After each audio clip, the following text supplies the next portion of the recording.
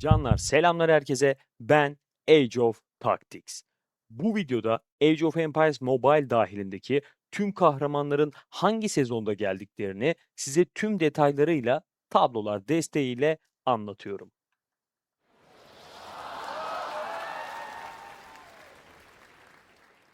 Birazdan hangi birliğe ne zaman yeni kahramanlar geleceğini ve kahramanların yıldız ve becerilerini ne kadar yükseltmemiz gerektiğini her bütçeye uygun şekilde sizlere anlatıyor olacağım. Sizlerden de dikkatle dinlemenizi bekliyorum arkadaşlar. Ben Age of Empires Mobile'da yaklaşık 500 gün geçirdim ve bu süreçteki tüm kahramanları tek bir tabloda topladım. Bu videodan sonra hangi kahramanı almanız gerektiğini net olarak bileceksiniz arkadaşlar. Şimdi sırasıyla başlayalım. Arkadaşlar öncelikle size tabloyu nasıl okuyacağımızı anlatmak istiyorum. Fark ettiyseniz burada sezon sezon ayırdım şu şekilde. Şöyle 2, 3, 4, 5, 6, 6 sezon var bildiğiniz gibi. Ve de bu 6 sezonda Vali'den gelen kahramanları, Çark'tan gelen kahramanları ayrı ayrı şöyle listeledim. Burası şu an sadece birinci sezon. Tabloyu anlatmak için bu şekilde bir anlatı oluşturdum. Aşağıda da şurada gördüğünüz gibi ücretsizler kısmı var. Bunları zaten oyunun kendisi bize veriyor. Temin edebiliyorsunuz yani şu kısmı. Burada oyuna başladığımızda sürekli göreceğiniz Josephine, Hammurabi, Guan Yu, işte Tarık, Harold, Philip, Kral Derek gibi birçok kahraman var. Ve de yine oyuna başladığınız süreçte ücretli olarak temin edebileceğiniz bazı kahramanları da burada bu şekilde listeledim. Gördüğünüz gibi Hua Mulan'la zaten Leonidas aynı paket içinde geliyor. Barbarossa'yı paketten alabiliyorsunuz. Rani Durgavati'yi yine farklı bir paketten alabiliyorsunuz. Miyamoto ile Büyük Konstantin'i VIP'den alabiliyordunuz gibi gibi. Tabloda kahramanları bazı renklerle renklendirdim sizin de gördüğünüz gibi. Şimdi buradaki renkler şunları ifade ediyor arkadaşlar. Örnek veriyorum kırmızı olan kahramanlar şurada gördüğünüz gibi savaşçı kudret kılıç kahramanları. Yani savaşçı sınıfından kudret hasarı veren kılıç birlikleri. Kim bunlar? İşte Tribhuana, Josephine, Hammurabi, Harold, Kral Derek, Miyamoto ve Büyük Konstantin gibi takip edebileceğiz. Ve de bazı kahramanlarda çift renk görüyorsunuz. Örnek veriyorum, Josephine'den örnek vereyim. Bildiğiniz gibi Josephine'i hem kılıç birliği hem de okçu birliği olarak kullanabildiğiniz için bu şekilde renklendirme yaptım. Yani aslında gayet açıklayıcı. Renkleri de böyle farklı farklı yerleştirdim. Farklı bir örnek olarak değerlendirecek olursak da şuradan mesela Büşra'ya bakalım. Şöyle Büşra'yı seçiyorum. Bakın farkındaysanız Büşra'da şu iki renk var ve şu.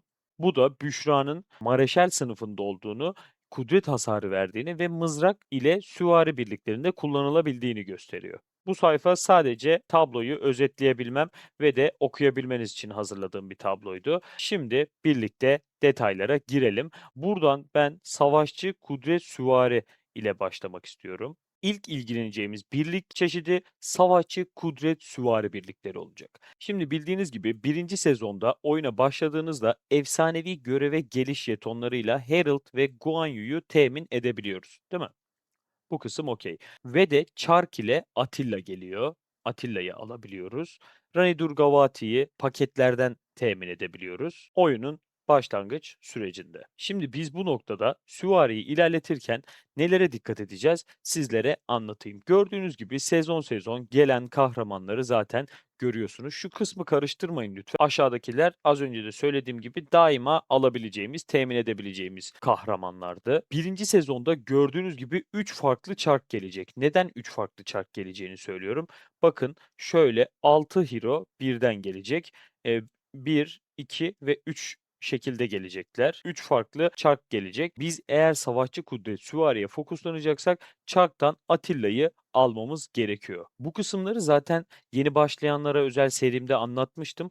Yani imparatorluk paramızı biriktirip Atilla'nın çarklarını çevirdiğimiz takdirde free to play olduğumuzda 3 yıldıza kadar çıkarabiliyoruz. Yani ben çıkardım ve sizlere sergiledim bunu. Fakat Atilla'yı bence 5 yıldız yapmakta fayda var. 3 yıldızı free to play bir şekilde yapmıştım. Low spender ya da yüklemeli oyuncular Atilla'yı 5 yıldıza çıkartmalı diye düşünüyorum.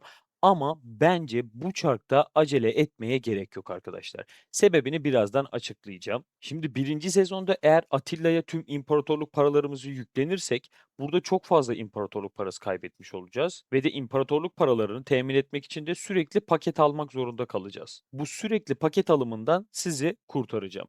Atilla'yı ilk sezonda 3 yıldız yapmamız yeterli olacaktır arkadaşlar ki ikinci sezonda birliğimize dahil edeceğimiz Lubu'yu çok daha rahat bir şekilde alabilelim. Birinci sezonda Atilla'yı 3 yıldız yaptık ve de ikinci sezonda artık imparatorluk paramızda hazır bir şekilde Lubu'yu bekliyoruz. Lubu'yu da çarklardan çevirebildiğimiz kadar çevirmeliyiz. Arkadaşlar Lubu'nun çarkı ortalama olarak 3 kez gelecek zaten. Free to play olarak oynayan arkadaşlar birinci sezon boyunca biriktirdikleri sarı madalyaları yani ortak sarı kafaları diyeyim, Lubu'da kullanabilirler. Çünkü Lubu'yu çarkları çevirerek free to play bir şekilde 5 yıldız yapmak çok zor. Herhangi bir kahramanı da free to play bir şekilde çarkları çevirerek 5 yıldız yapmak çok zor zaten de. Bizim free to play'de hedefimiz dördüncü sezona kadar Lubu'yu 5 yıldız yapmak olacak. Fakat yükleme yapan arkadaşlar için aynı şeyi söyleyemeyeceğim. Lubu'nun çarkı gelir gelmez 5 yıldızda kapatmamız gerekiyor arkadaşlar. Hele ki eğer balina ya da krakenseniz net bir şekilde Lubu'yu 5 yıldıza çıkarmamız şart. Şimdi sizlere az önce demiştim ki Atilla'yı birinci sezonda 3 yıldız yapmamız yeterli demiştim.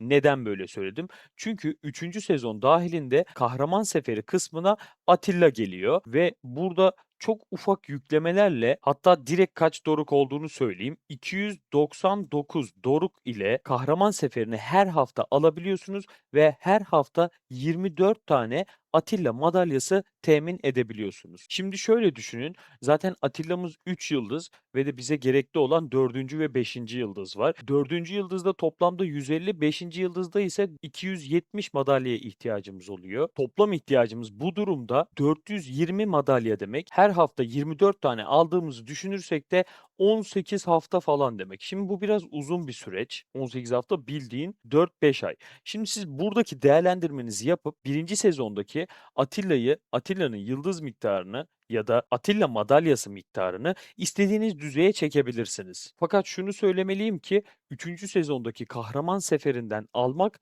daha mantıklı. Yani daha makul yüklemeler demek oluyor bu. Şimdi şöyle 3. sezona kadar geldik diyelim. Tabii bunlarla birlikte bunlar şu an çarklarla ilgili planımızdı. Guan Yu ve de Herald var. Rani Durgavati de var. Yükleme yapıyorsanız Rani Durgavati'yi direkt bu birliğe alabilirsiniz. Rani Durgavati'yi ve de Atilla'yı 5 yıldız yapmak önemli. Çünkü her ikisi de 5. yıldızında çok güzel bir etki veriyor. Bildiğiniz gibi burada da göründüğü gibi Rani Durgavati'yi kudret okçularda da, savaşçı kudret okçularda da kullanabiliyorsunuz. Okçu birliği yapmanızı önermem ama ya balinaysanız okçunuz da olsun. Şöyle 3. sezona kadar basit bir özet geçecek olursam, birinci sezonda Guan Yu ve Herald'la başlıyorsunuz. Çark geldiğinde buraya Atilla'yı dahil ediyorsunuz. İlk sezonu Guan Yu'nun kumandan olduğu şekilde ardına Atilla ve Herald'ı koyarak tamamlıyorsunuz. Lubu gelir gelmez Herald'ı çıkarıyorsunuz listeden abi. O yüzden Herald'a böyle sakın bunlara Guan Yu ya da Herald'a şey yapmayın.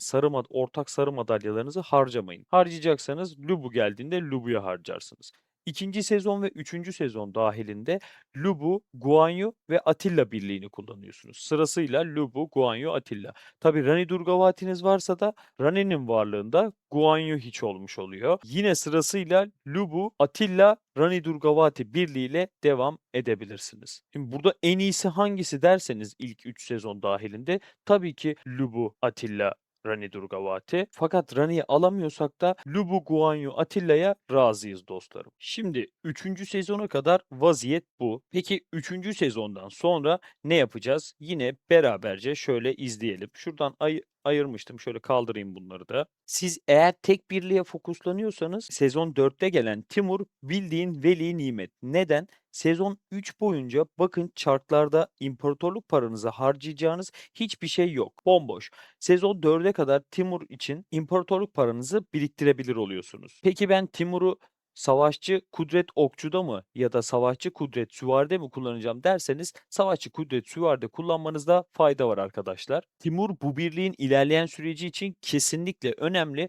fakat siz free to play bir şekilde oynuyorsanız da Timur'u es geçebilirsiniz. Timur'u free to play'ler es geçtiği takdirde ikinci sezonun sonundan 6. sezona kadar imparatorluk paranızı biriktirebilir ve de direkt Zoyun'u yani Zilong abimizi 5 yıldız yapabilirsiniz dostlar. Free to play bir şekilde Zoyun 5 yıldız bu şekilde yapılabilir. Bu şekilde ilerlediğinizde 5. sezonda sarı kafalarınızı Lubu'ya kullandığınız için Lubunuz 5 yıldız olmuş olacak. İmparatorluk paralarınızı biriktirdiğiniz için Zoyun'unuz 5 yıldız olmuş olacak ve de Atilla ise kahraman seferinden minik minik aldığınız kahraman seferi paralarıyla ek olarak 6. sezona kadar gelecek olan ekstra Atilla çarklarıyla rahat bir şekilde 5 yıldız yapabileceksiniz. 6. sezonda birliğiniz Lubu, Zoyun ve de Atilla'nın 5 yıldız haliyle güzel bir şekil almış olacak. Şimdi bu kısım free to play olan kısım içindi. Bir de şöyle isterseniz beraber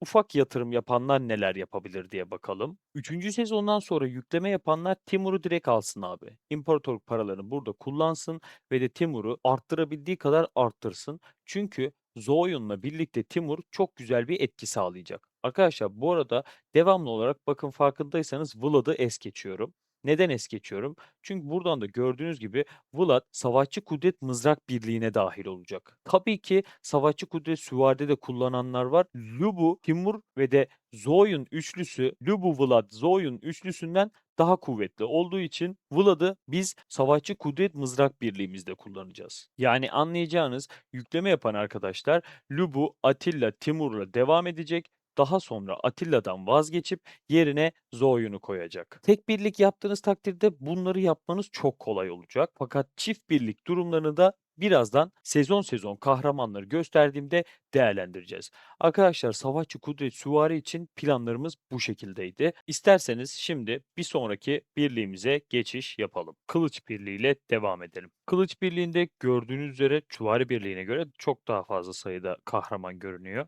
Yine fark ederseniz 4 tanesi şurada gördüğünüz gibi Josephine, Hammurabi, Harold ve Derek. Bunlar zaten ücretsizler kısmında. Ücretliler kısmında da Miyamoto değerli bir kahraman ve Büyük Konstantin var. Birinci sezonda Tribuana geliyormuş. Üçüncü sezonda Fatih Sultan Mehmet. Dördüncü sezonda Lagertha ve altıncı sezonda Scipio Africanus Kudret Kılıç Birliği ile buluşuyor.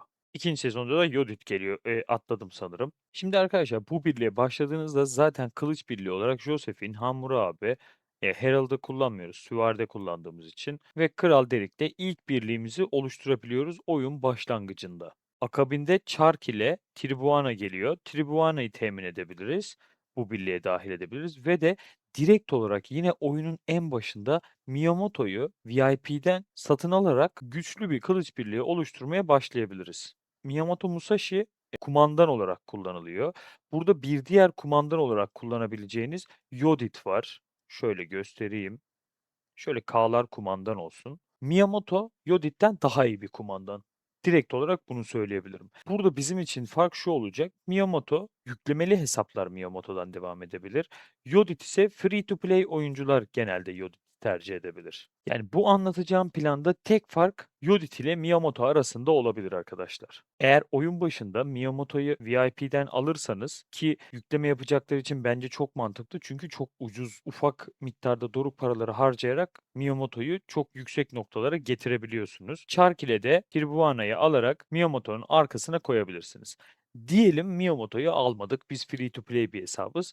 Birinci sezondaki çarkımızı Tirbuana'da, daha sonra da ikinci sezonda Yodit ile çarkımızı kullanıyoruz. Yani aslında oyun başında oluşturduğumuz Josephine, Hammurabi, Derek birliği hemen dağılmış oluyor. Direkt parçalanmış oluyor yani. İlk 2 sezonda ya bunları kullanılmaz hale getiriyoruz. Buradan bu arada Josephine toplama birliklerine eklenebilir ve de Kral Derek toplama birliklerine eklenebilir. Kral Derek zaten direkt olarak toplama komutanı. Josephine'in ise yetenek ağacında yine toplama üzerine yetenekleri olduğu için toplama birliklerinde kullanılabilir. Hammurabi'yi geliştirmeye gerek yok arkadaşlar. Şöyle yapayım. Free to play olarak gideceksek dediğim gibi Tirbuane birinci sezonda, Yodit'i ikinci sezonda çarktan alıyoruz. Kesinlikle ve de kesinlikle Lagertha'yı dördüncü sezonda alıyoruz çarklardan yine. Daha sonra bir sezon birikim yapıp Scipio Africanus'ta yine çarktan temin ediyoruz. Yani free to play'de Fatih Sultan Mehmet'i atlayabiliriz arkadaşlar. Ve de Yodit komutan olacağı için Yodit'in yıldızlarını arttırabiliriz. Yani 5 yıldıza doğru devam edebiliriz. Tribhuvan'ın yıldızlarını kasmaya bence gerek yok. Bir yıldızda bırakalım. Lagertha geldiğinde direkt fokuslanıyoruz. Scipio geldiğinde zaten direkt 5 yıldız yapmamız gerekiyor. Burada şöyle ufak bir ek getireceğim. Scipio Africanus'un 3 yıldızı Fatih Sultan Mehmet'in 5 yıldızından daha büyük oluyor arkadaşlar. Yani daha güçlü bir etki gösteriyor. Hem bu sebeple hem de Fatih Sultan Mehmet'in etkilerini Lagertha ile ya da Scipio ile karşılayabileceğimiz için FSM'ye üzülerek söylüyorum ki bu noktada gerek olmuyor. Bu yaptığım planlar free to play hesaplar içindi. Şimdi şöyle bir temizleyeyim şu ekranı. Burada, yüklemeli oyuncularla nasıl ilerleyeceğimizi hemen birlikte gözlemleyelim.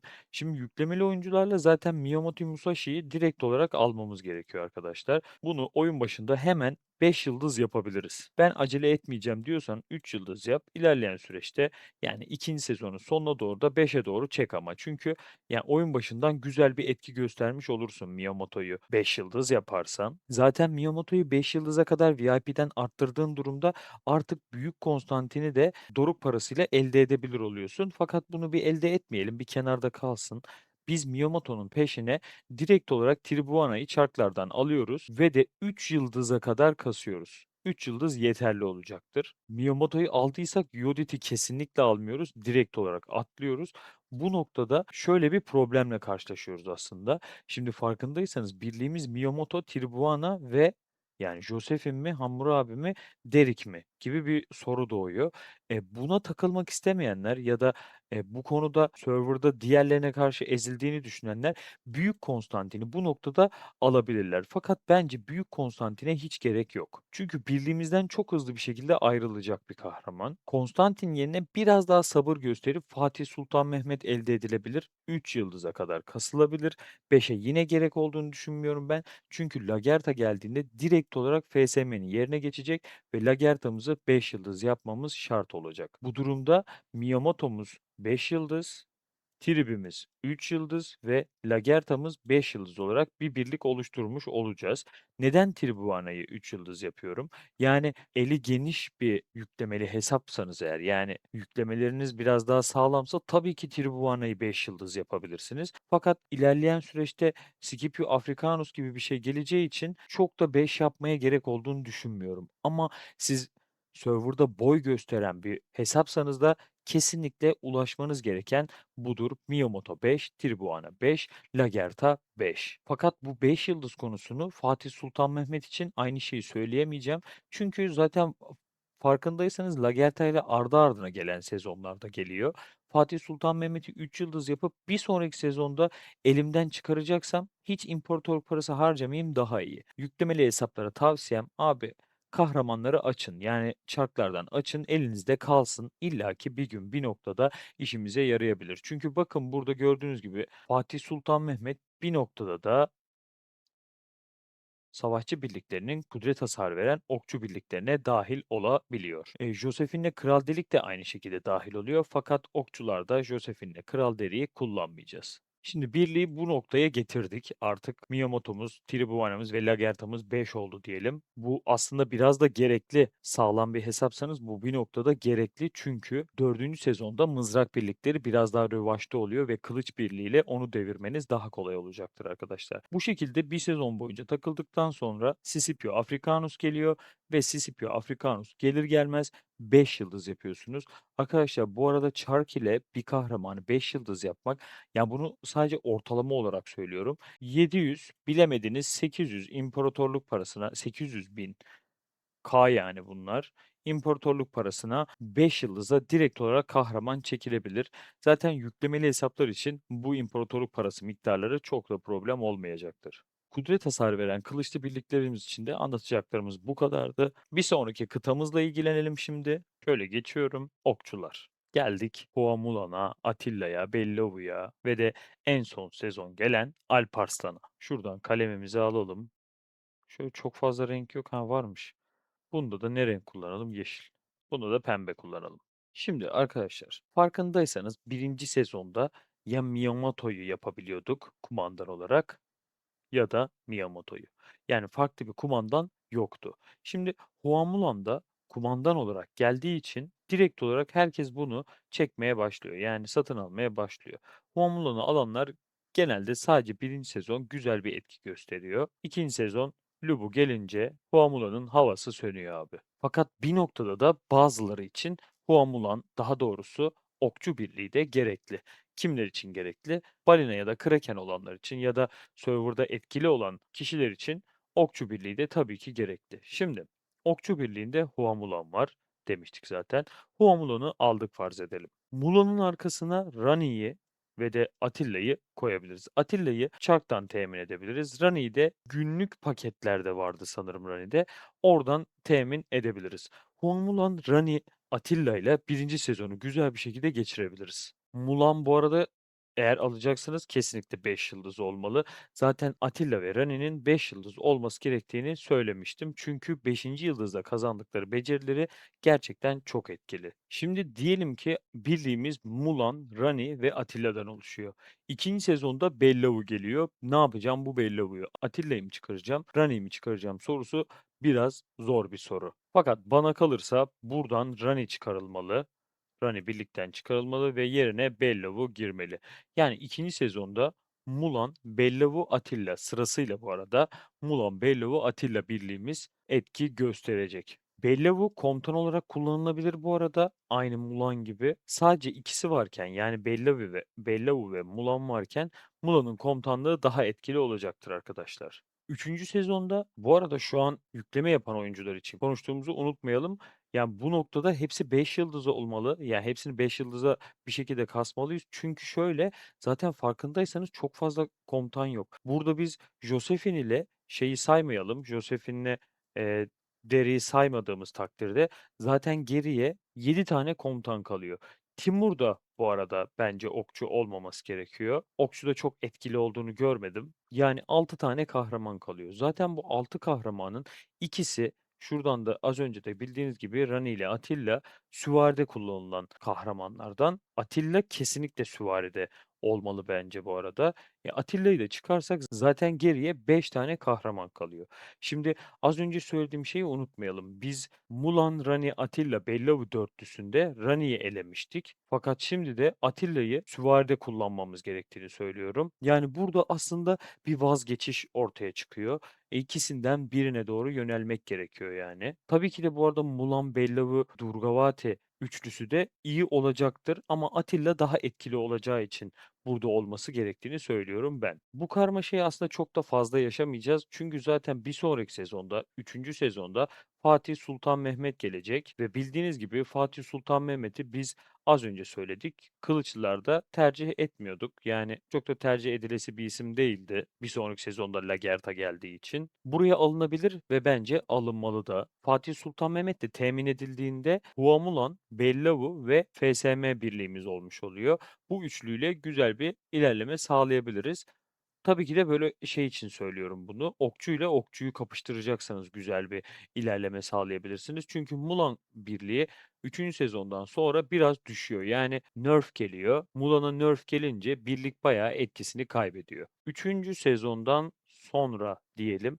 Bakın farkındaysanız dördüncü sezonda herhangi bir kahraman yok. Yani Timur'da saymazsak herhangi bir kahraman Okçu Birliği'ne, kudret hasar veren Okçu Birliği'ne gelmiyor. Beşinci sezonda boş geçiyor. Altıncı sezonda garip bir şey oluyor arkadaşlar. Alparslan geliyor fakat Alparslan'ın hasar becerisi önceki okçular gibi yani Mulan gibi, Bellavu gibi ikincil vuruş hasar veren beceri olarak gelmiyor.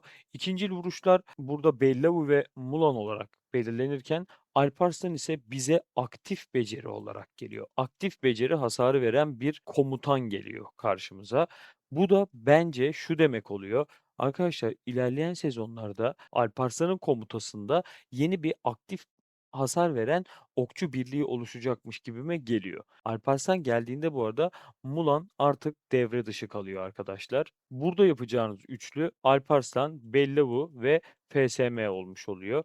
Bunu Bellavu'yu başa koyanlar, Alparslan'ı ortaya koyanlar da var. Bu şekilde de yapabiliyorsunuz. Ama bence Alparslan komutan olduğunda çok daha tatlı sonuç verdiğine inanıyorum ben. Bu noktada Alparslan kesinlikle 5 yıldız olmalı. ve zaten diğerleri için de 5 yıldız olması gerektiğini söylemiştik. Burada Bellav'ı hem yenileme yapıp hem de hasar çıkaracak. Fatih Sultan Mehmet zaten çok güzel bir destek kahramanı. Alparslan da güzel bir şekilde hasar çıktısı verir diye düşünüyorum. Savaşçı sınıfındaki kudret hasarı veren Okçu Birliği'nde anlatacaklarımız bu kadar. Çünkü farkındaysanız çok az kahraman var. Ya bu sebeple 7. sezonda ya da 8. sezonda, hatta bence her ikisinde de kudret hasarı veren okçu kahramanı kesinlikle geleceğini düşünüyorum dostlar ben. Hadi şimdi birlikte benim en sevdiğim, hasar çıktısına en güvendiğim birliğe, kudret hasarı veren Mızrak Birliği'ne birlikte adım atalım. Mızrak Birliği karşımızda. Mızrak birliklerinde ücretsiz olarak direkt Jenny Dark zaten temin ediliyor biliyorsunuz. Hatta savaş alanında da kullanılıyor kendisi. Savaş alanı içinde bu arada yükseltilebilir, fakat ilk kahraman sıfırlamada sıfırlanması gereken bir kahraman olduğunu düşünüyorum ben. Çarkı Atilla ile birlikte gelen Rickard var. Rickard'ı komutan olarak kullanabiliyoruz bu arada. Ücretlilerde ise destek kahramanı Barbarossa var ve de çakma komutan Leonidas temin edilebiliyor. Leonidas da bildiğiniz gibi Mulan paketleriyle birlikte satın alınabiliyordu. Barbarossa'yı da az önce dediğim gibi günlük paketlerden temin edebilirsiniz. Güzel, Barbarossa bu arada çok güzel bir destek hero'su. Ya Fatih Sultan Okçu'daki Fatih Sultan Mehmet kadar iyi olduğuna inanıyorum ben Barbarossa'nın desteğinin. Devamında Bodika'mız var. Mansa Musa'mız var. Mansa Musa böyle değişilmez bir destektir. Kiros'umuz var. Kiros Başkanı tartışmaya gerek yok. Vlad geliyor. Daha önce görmüştük süvarilerde. 6. sezonsa boş geçiyor. Şimdi bunlara birlikte bir göz atalım. Bakın farkındaysanız free to play'seniz eğer birinci sezonda, yani sadece Jenny Dark'ınız oluyor. Bu sizin birinci sezon Mızrak Birliği ile boş geçmeniz demektir. Yani şöyle hiç birlik yapamazsınız demiyorum. Rickard'ı alabilirsiniz ama bir birlik bütünlüğü oluşturamıyorsunuz demek istiyorum. Sadece Rickard kalıyor, Rickard oluyor elinizde ve de peşine Jenny Dark'ı koyabiliyorsunuz. Bence bu arada zaten free to play'seniz birinci sezonda Rickard'ı almak da gereksiz. Yani çünkü Rickard'ı kasacağım. Sonra tekrar farklı bir komutan gelecek. Onu kasmam gerekecek. Dördüncü sezonda Kiros gelecek.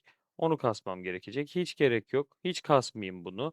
Direkt bu arayı kasarak devam edebilirim diye düşünüyorum Free to Play'de. Zaten Free to Play'de farkındaysanız çok bir şansımız yok. Bodica, Musa, Kiros ve de Vlad şeklinde. Ya burada yapacağımız şey şudur Free to Play'ler olarak. Bodica'yı alacaksın 1 yıldız. Musa'yı alacaksın 3 ya da böyle 4 yıldıza kadar kasacaksın. Çünkü 5 yıldıza etkili bir komutan. Kiros'u direkt 5 yıldız yap abi. Al ve 5 yıldız yap. Vlad'da ise Bodica'yı 1 yıldız yapmıştık ya. Bodica'yı buradan kaldıracağız abi. Yok edeceğiz. Vlad'ı alacağız. 3'e mi kasıyorsun? 5'e mi kasıyorsun? Neye kasıyorsan kas ama mutlaka Vlad'ı al abi. Şöyle 1, 3, 5 yazacağım ama böyle al diye yapıyorum yani bunu. Vlad'ı mutlaka almalısın. Bence 5'e kadar kasılabilir. Bence 5'e kadar kasılmalı ama bir önceki sezon Kiros'u 5 yıldız yapmışken beşinci sezonda Vlad'ı 5 yıldız yapmak free to play bir hesap için biraz zor arkadaşlar. Yani free to play'de şöyle özetleyeyim arkadaşlar. Şöyle birlik dizili sırasına göre yapacağım. Kiros 5 yıldız olacak abi. Ardına Vlad 3 yıldız diyelim. Peşine de Musa'yı 4 yıldız yaptık diyelim şimdilik. Daha sonra bunu 5 yapacağız. Sonra da bunu 5 yaparak devam etmeye çalışacağız. Nasıl yapacağız? Ya, önce zaten biz kilosu 5 yaparken büyük ihtimalle sarı kafalarımızı, ortak madalyalarımızın hepsini kullanmış olacağız. Bu 5 olduktan sonra artık güncel kahraman olduğu için önce Vlad'a, daha sonra da duruma göre 7. sezonda ya da 8. sezonda iyi bir kahraman gelmezse Musa'ya yönelebiliriz arkadaşlar. Şimdi Free to Play'de vaziyet bu. Birlikte isterseniz böyle low spender'lara ya da yüklemeli oyuncuların neler yapabileceğine de bakalım şöyle. Şöyle bir ekranı temize çekiyorum hemen. Eğer yükleme yapmakla ilgili hiç sıkıntın yoksa Rickard'ı alıyorsun, Barbarossa'yı çakıyorsun, Leonidas'ı çakıyorsun. Ama diyorsan ki o kadar da geniş davranamam. Rickard'ı çarklardan zaten temin ediyorsun abi. Barbarossa'yı da destek olması için hemen peşine sağlıyorsun. Leonidas'ı almıyorsun abi. Tamam, Leonidas kesinlikle iyi hasar veriyor arkadaşlar. Ben ona bir şey söylemiyorum. Cidden hasarı güzel. Bizim de söylediğimiz gibi böyle low spender bir oyuncuysan Rickard'la Barbarossa'ya fokuslanıyorsun. Low spender'san Rickard 3. Fakat az önce dediğimiz gibi sıkıntın yoksa 5'e kas abi. Ama bence yine 5'e gerek yok. Yani her durumda Rickard'ı 3 yapıp bırakmak lazım. Yani gereksiz harcamaya gerek yok bence. İkinci sezonda her iki birlikte Bodica'yı çarktan almalı. Free to play kısmı için zaten bu hikayeyi anlatmıştık. Bence Bodica her durumda bir yıldızda bırakılmalı abi. Zaten ikinci sezona kadar olan ki süreç için şöyle bir değerlendirme yaptığımda elimde Rickard ve Barbarossa kesinlikle var. Şöyle bağ yapayım. Arkasına da Bodica'yı koyduğumda yani 4 tane kahraman var. Bir şekilde burayı döndürebiliyorum. Bodica'yı peki neden bir yıldızla böyle şart koşuyorum? Çünkü abi bakın bir sonraki sezonda Musa geliyor. Rickard, Barbarossa, Musa güzel olur gibime geliyor. Çünkü 2 tane destekli güzel bir kahramanımız olacak. Rickard olacak. Tabii ki Bodica kullanılmalı. Yani kullanılmaz değil ama yani eninde sonunda çıkacağı için bu birlikten çok da gerek duymuyorum aslında ben. Yani Bodica'nın hasarındansa Barbarossa'nın savunması bence ilerleyen süreçte bizim için daha iyi olacaktır. Fakat low spender'sanız ve de Barbarossa'ya çok yüklenemiyorsanız Bodica'yı da alın abi. Yani burada şu ortadan kalkmış oluyor. Elimde Rickard ve Bodica kalmış oluyor. Daha sonra Musa'yı koyarsın. Dördüncü sezonda da Kiros bu sefer Rickard'ın yerine gelir ve dördüncü sezon sonunda artık Kiros, Bodica ve de Musa birliğin oluşmuş olur. Ya bence bu arada dördüncü sezonun sonuna kadar Kiros, Bodica, Musa ile Kiros, Barbarossa, Musa ikisi de tercih edilebilir. Çok bir problem olacağını zannetmiyorum ben. Burada Barbarossa da kullanılabilir. Burada işte yani yatırımınıza bağlı şekil alabilir birliğiniz. Ama şöyle düşüneceksek de Barbarossa'yı mesela oyunun en başında elde edebiliyorum. Bodica için ikinci sezonu beklemem gerekiyor ama Barbarossa'yı direkt elde edebiliyorum yani. Birinci sezonda alıp dördüncü sezonun sonuna kadar Barbarossa'yı da kullanabilirim. Daha sonra zaten Vlad'ın gelişiyle Vlad, Bodica'nın da Barbarossa'nın da yerine geçecek arkadaşlar. Altıncı sezonda az önce de söylemiştim Mızrak Birliği'ne herhangi bir artı gelmiyor. Fakat yine bir tahminim söyleyeceksem sezon 7'de bu birliğe güzel bir destek kahramanı gelecekmiş gibi duruyor. Yani burada aslında şu demek oluyor. Musa'ya yedinci sezonda vazgeçecekmiş gibi hissediyorum ben. Arkadaşlar farkındaysanız Kudret Mızrak Birliği ile beraber artık savaşçı kıtasını komple bitirmiş olduk. Şöyle şu sol alttaki şu kısmı komple tamamlamış olduk. Yani anlattık, anlattık, anlattık ve süvariyle anlattık. Bu kısım bitti. Şimdi birlikte taktikçi kısmına geçebiliriz. Taktikçi kahramanlar yani strateji hasar veren kahramanlar da gerçekten tatlı, keyifli bir süreç sunuyor bize. Haydi birlikte strateji bazlı çalışan kahramanları incelemeye başlayalım. Strateji bazlı kahramanlarda süvari ile başlamak istedim. Hepimizin bildiği Hannibal var. Birinci sezonda Çark ile geliyor kendisi. Ya bu tablolar sonrasında şunu fark edeceksiniz arkadaşlar. Oyun daha çok savaşçı kıtasıyla ilgilenmiş. Taktikçi ve de Mareşal kıtada çok fazla kahraman olmadığını göreceksiniz. Bakın mesela daha önceki anlatılarımdan hatırlarsınız. Şu an mesela sezon 2 boş, sezon 3 boş, sezon 5 boş direkt. Ya yeterli olduğu düşünülüyor ya da ilerleyen süreçte daha fazla kahraman gelecek. Strateji bazlı süvaride bildiğiniz gibi ilk sezon direkt bir birlik oluşturulabiliyor. Şimdi bizim burada süvari şuradaki morlara aldanmayın. Morlar mızrak demek oluyor. Şu aşağıda görebiliyorsunuz zaten. Bizim rengimiz şuradaki bu ne yeşili? Yeşil gibi bir kamuflaj yeşiline benziyor biraz. Yeşil diyelim işte buna. Yeşil kahramanlarla ilgileneceğiz. Birinci sezonda Hannibal'ı çarkları çevirerek Büyük Asoko ve Justinian'i de valiye katılarak alabiliyorsun. Yüklemeli arkadaşlar bu birliği direkt olarak güzel bir şekilde oluşturabiliyor. Neden? Valiye güzel bir birikim yapabiliyorlar abi. Hızlandırıcı paketlerini alarak hızlandırıcı günlerinde çok güzel etki gösterdikleri için direkt valide ilk 10'a giriyorlar ve Ahsoka ve Justinian'i temin edebiliyorlar. İlk 10'a girdiğinizde Ahsoka'yı alabiliyorsunuz ve yanlış hatırlamıyorsam ilk 100'e girdiğinizde de Justinian'i alabiliyorsunuz. Yani burada ikisini de almamız gerekiyor. O yüzden ilk 10'a girmek lazım. Valide de ilk 10'da madalya miktarları bayağı değişiyor abi. Yani birinci olsan 100 tane, ikinci olsan 80, 60, 40 düşüyor böyle. Yani valideki ilk 10'da sıralamanız gerçekten çok önemli. Tabii ki de hepimiz için hedef birinci olmak ama free to play biri için ilk 10'a girmek, hele ki birinci olmak çok zor. O yüzden bu kısım biraz daha böyle yükleme yapan arkadaşları ilgilendiriyor diyebilirim. Yani sen low spender bir oyuncusun ve Hannibal birliği yapmak istiyorsun. Bu arada Hannibal birliği dememin sebebi Hannibal'ın kumandan olmasından ötürü ben Hannibal birliği diyorum. Aldın hadi diyelim Hannibal'a yüklendin abicim. Burada 4 yıldız yaptın Hannibal'ı. Bunları temin edemiyorsun. Justinian'i alırsın anca alırsan. Hadi Justinian'i de 2 yıldıza getirdin diyelim. Asokan yıldızsız. yıldızı yok yani. 0 yıldızda kalmış olacak. Ya, böyle 4-2, 4-2-0 şeklinde böyle, ya, biraz böyle etkisiz bir birlik oluşturmuş olacaksın. Güzel birlik mi? Tabii ki güzel birlik ama tamamlayamadıktan sonra bir anlamı yok ve bu birlik şöyle bir imkân sunuyor gördüğünüz gibi. Şöyle bir farklı bir renk kalem alayım şuradan, bir saniye. Bu üçlü sizi direkt bu şekilde dördüncü sezona kadar götürüyor abi. Tertemiz. Yani oyunda en istediğimiz şeylerden biri kahramanların ya da birliklerin bizi çok sezon götürmesi. Bu şekilde 3 sezon götürüyor zaten. Dördüncü sezonda da şuradaki 2 sezon boyunca, ikinci ve üçüncü sezon boyunca imparatorluk paranızı biriktiriyorsunuz.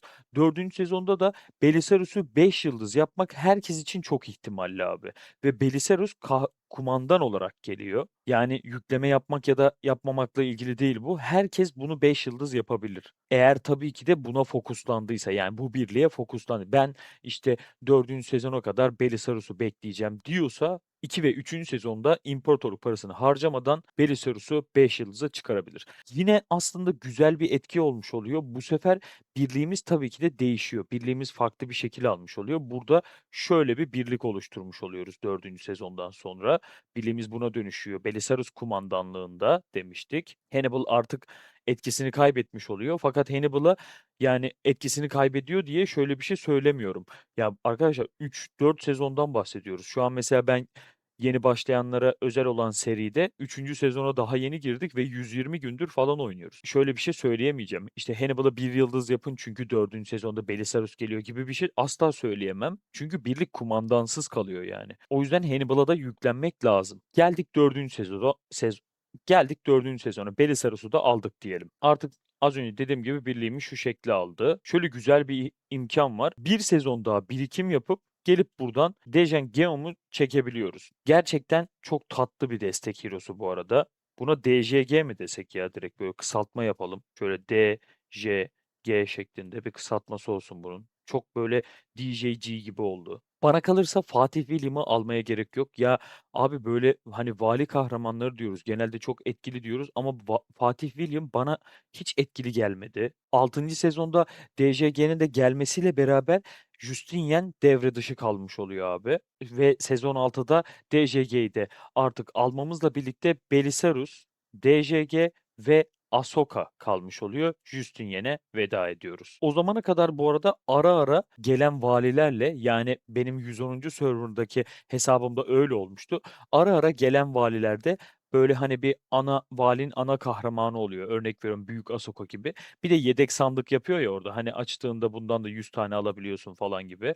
Büyük Justinian'i oraya koyuyor. Yani baktığınızda Büyük Justinian bize altıncı sezona kadar götürüyor demek bu. Valiye girip yandaki kutularla da böyle kasılabilir diye düşünüyorum ama bana kalırsa Justinian'e böyle madalya kullanmaya gerek yok. Yani low spender'lar için söylüyorum. Aksi hâlde bu arada bunları zaten direkt 5-5-5 falan yapmanız lazım ki ya, yatırım yapıyorsanız hakkını vermeniz lazım abi oynadığınız oyunun. Ama yine söylüyorum, bana kalırsa Hannibal olsa olsa üçüncü birlik olur abi. Böyle, hani, üçüncü sırada ilgileneceğim birliğim olur gibi geliyor bana. Strateji bazlı süvariler bu şekilde dostlarım. Şimdi isterseniz birlikte şeye geçelim. Strateji kılıç ve okçuya geçelim. Şöyle, şu kalemi bir bırakayım.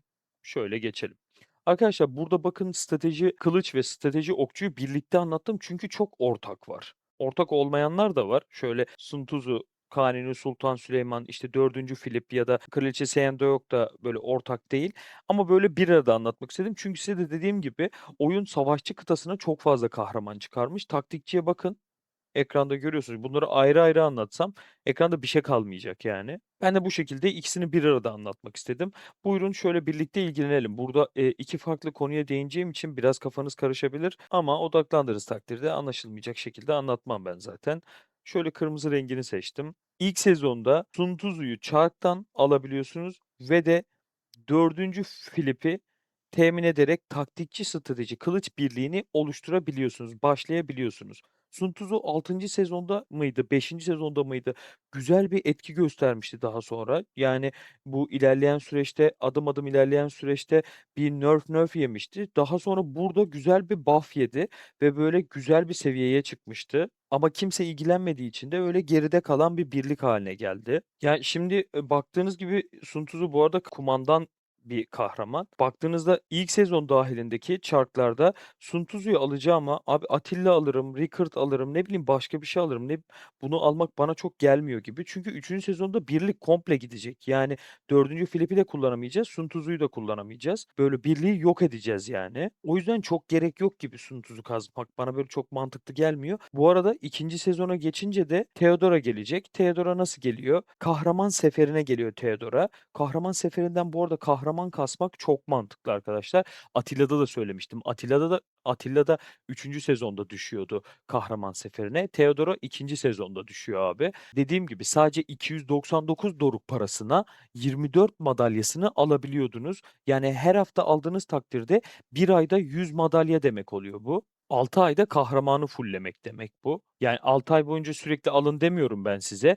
Çünkü neden söylemiyorum? Valiye girdiğinizde Theodora'yı o az önce bahsettiğim yan sandıklarla zaten veriyor. Oradan da temin edeceğiniz için 6 ay sürmeyecek bu süreç yani. Ya bu birlikte şöyle bir eksi var. Abi bakın farkındaysanız tamam Sun Tzu 4. Filip'in peşine Theodora'yı koyabiliyorum. Evet doğru. Sun Tzu'yla 4. Filip'ten vazgeçeceğim için yani şu an anlattığımdan biliyor olacaksınız siz. İlerleyen süreçte Ramses gibi bir şey geleceğinden ötürü strateji kılıça Sun Tzu'dan vazgeçeceğim. Ben bunlardan vazgeçeceğim için aslında ikinci sezonda önce Theodora geliyor. Yani yapacağım şu birliğin en başta destek kahramanı geliyor. Bu bir yandan iyi, bir yandan da kötü. İyi yanı şu, abi destek kahramanı kasmaya başlıyorsun sen ve birliğini oluşturur oluşturmaz peşine yerleştiriyorsun. Şu an zaten baktığınızda yeni başlayanlara özel seride sıfırdan başlayıp oynadığımız seriden bahsediyorum. Theodora'yı aldık, işte atını hazırladık, ne bileyim becerilerini çektik falan, seviyesini 120 seviye yaptık gibi gibi. Fakat daha elimizde Ramses ya da Charlemagne yok. Bu birlik özelinde ücretli kahraman da yok bu arada. Yani Theodora aslında kahraman seferine düştüğünde biraz ücretli gibi olmuş oluyor da ücretsiz bir şekilde de temin edebiliyorsunuz. İkinci sezonda bir de Kanuni Sultan Süleyman geliyor. Kanuni Sultan Süleyman strateji okçu birliğine geliyor. Kumandan olarak geliyor. Çark ile geliyor. Ben Kanuni Sultan Süleyman'ın normalde güçlü bir birlik olduğunu düşünüyorum. Fakat dostlar İkinci sezonda Lubu da geldiği için Lubu bildiğiniz gibi süvari birlikleri, okçu birliklere karşı çok fazla hasar çıkardığında Kanuni Sultan Süleyman direkt pasif role düşüyor. Yani güzel bir etki alamıyoruz. Bu sebeple ben strateji kılıç ve de strateji okçu için Sun Tzu'nun alınmaması gerektiğini, Kanuni Sultan Süleyman'ın yani üzülerek söylüyorum bunu ama alınmaması gerektiğini, Filip'e herhangi bir yatırım yapılmaması gerektiğini ve de Kraliçe Seonok'a herhangi bir şey gösterilmemesi gerektiğini düşünüyorum. Burada bizim için önemli olan kahramanlar Ramses, Char, Theodora ve de Liang olacak arkadaşlar. Yani aslında bu şu demek, biz eğer taktikçi bir birlik yapmak istiyorsak, yani strateji bazlı bir birlik yapmak istiyorsak abi, bu olaya üçüncü sezondan sonra düşünmeye ve baş koymaya başlayacağız. İkinci sezonda Theodora gelecek. Evet, bunu öyle pasif bir şekilde geriden geriye ilerleteceğiz ve üçüncü sezondan sonra artık strateji kılıç mı yapacaksınız birliğinizi, strateji okçu mu yapacaksınız? Hangisini seçerseniz artık bizi yormaya başlayacak. Böyle yormaya başlayacak deyince negatif bir cümle gibi oluyor ama şöyle de bir avantajı var abicim bunun. İlk 2 sezon siz farklı bir hero ile ilgilenebileceksiniz. Farklı bir birlik oluşturabileceksiniz. Ramses birliği bu noktada aslında çok işimize yarıyor. Yani bize bir avantaj sağlıyor. Diyor ki sen 2 sezon boyunca başka bir birlikte ilgilen. Gel üçüncü sezonda bak ben geliyorum. Yepyeni bir birlik olarak geliyorum. Hadi şimdi beni al ve oyna. Ki bakın size böyle bir avantaj sunan bu birlik. Oyunda nam salmış bir birlikten bahsediyoruz. Yani Ramses birliğinden bahsediyoruz. Sizin ilk 2 sezon boyunca Ramses için yapacağınız tek şey şu abi. Ramses'i daha rahat ve daha hızlı, yani kimisi için daha rahat, kimisi için de daha hızlı bir şekilde almak için bir ve ikinci sezonda birikim yapacaksınız abi. Envanteri dolduracaksınız. Neyle dolduracaksınız? Yani şimdi mesela toplama birliklerine yıldız kasmaya gerek yok. Toplama birliklerinin kahramanlarının madalyalarını biriktireceksiniz. Gerektiği kadarını kullanıp gerektiği noktada beceri parşömenlerinizi bekleteceksiniz. hızlandırıcılarınızı biriktirebilirsiniz. Ya, tabii ki kullanın, belli bir noktaya kadar tabii ki kullanın ama böyle sürekli de boş yere kullanmaya gerek yok abi. Sonuçta, yani, bir vali etkinliği diye bir şey var yani. Buna da bir birikim yapıp girmek gerekiyor. Ya, ben mesela ne zaman hiçbir birikimsiz bir şekilde, işte, böyle haftadan haftaya ya da 2 haftadan haftaya valiye girmek istediğimde böyle 50'nci, 40'ıncı falan oluyorum. Yani, bunu eski oynadığım hesabımdan biliyorum. Ortalama olarak 40-50 ya da bazen 20, 20'nci, 30'uncu falan sıralamada bitiriyorum. Çünkü elimde bir birikim yok. Adamlar ya para basmış şekilde geliyor karşıma, benimle o sıra sıralamada yarışıyor ya da birikim yapmış şekilde geliyor. Ben istediğim kadar valiyle ilgili yapmam gerekenleri bilip doğru adımları atayım, adamda birikim var. O yüzden biz de 1. ve 2. sezonda birikim yapıp 3. sezonda Ramses'i gelir gelmez temin edebiliriz. Dostlar, bu arada bu birlikte Ramses'i kesinlikle ve de kesinlikle 5 yıldız yapmak şart. Bence Char'ı 5 yıldız yapmaya gerek yok. Bizi 2 sezon boyunca götürecek, doğru, ama yani 3 yıldızı yeterli gibi geliyor bana. Theodora'yı 5 yıldız yapmakta fayda var. Neden? Çünkü güzel bir destek kahramanı kendisi. Yüklemeler oyuncular için Ramses'i 5 yıldız yapmak gayet kolay olacaktır. Char'ı 3 yapmak herkes için kolay abi. Yine yüklemeliler için Theodora'yı 5 yıldız yapmak kolay olacaktır. Free to play'ler için ise Ramses'i 3 yıldız yapmak basit olacak. Char yine 3 yıldız yapılabilir, herkes için yapılabilir. Theodora'yı 5 yıldız yapmak zor olur ama 3 yıldıza kadar da getirirsiniz yani. Ve arkadaşlar, bu birliği bak, farkındaysanız 3 kahraman da hem strateji kılıç hem de strateji okçu olarak kullanılabiliyor. Bu birliği strateji kılıç olarak kullanmakta fayda var. Ne boş yere yatırım yapın ne de boş yere birikim yapın abi. Bu birliği kesinlikle kılıç birliği olarak kullanmanızda fayda var. Daha sonra bir sezon boş geçiyoruz. Güzel. Neden güzel? Çünkü bir sonraki kahraman 5. sezonda Çark kahramanı olarak geliyor. Çark kahramanı demek bizim yine biraz imparatorluk parası biriktirmemiz demek. Burada imparatorluk parasını biriktirip gelip Liang'a çatır çutur harcayabiliyorsunuz abi. Liang kesinlikle alınmalı ve kim alıyorsa alsın 5 yıldız yapsın abi bunu. Çünkü Liang'ın 3. yıldızda da 5. yıldızda da etkileri çok güzel. Bununla ilgili bir videom var. Yani direkt olarak bu 4 kahramanla ilgili 2. Ramses Meta isimli bir video daha önce oluşturmuştum. Şöyle sağ üstte ekliyorum. Ondan da faydalanabilirsiniz arkadaşlar. Arkadaşlar, bu arada iyi gidiyor gibiyiz. Umarım, yani sıkılmamışsınızdır. Bence tatlı bir anlatı oluşturdum. Güzel ve detaylı bir şekilde devam ediyoruz. Yani tabii ki bu tablolarla şu an şeye giremeyiz zaten. İşte mücevheri nedir, atı nedir, süslemesi nedir gibi konulara giremeyiz. Onlar ayrı içeriklerle anlatılabilir şeyler ki Ramses Birliği'nde de söylediğim gibi zaten içeriği mevcuttu. Oradan bakıp neler yapmanız gerektiğini inceleyebilirsiniz. Arkadaşlar, bu arada bu dakikaya kadar videoyu beğendiyseniz lütfen hemen şöyle aşağıdan bir like'a basalım ve de hala kanala abone olmadıysanız abone olmanızı bekliyorum. Bu tier list serisini devam ettireceğim. Kahraman bazlı içerikler oluşturmayı düşünüyorum bu tier list serisinde. Her kahramanın detaylarına tek tek girmeyi düşünüyorum.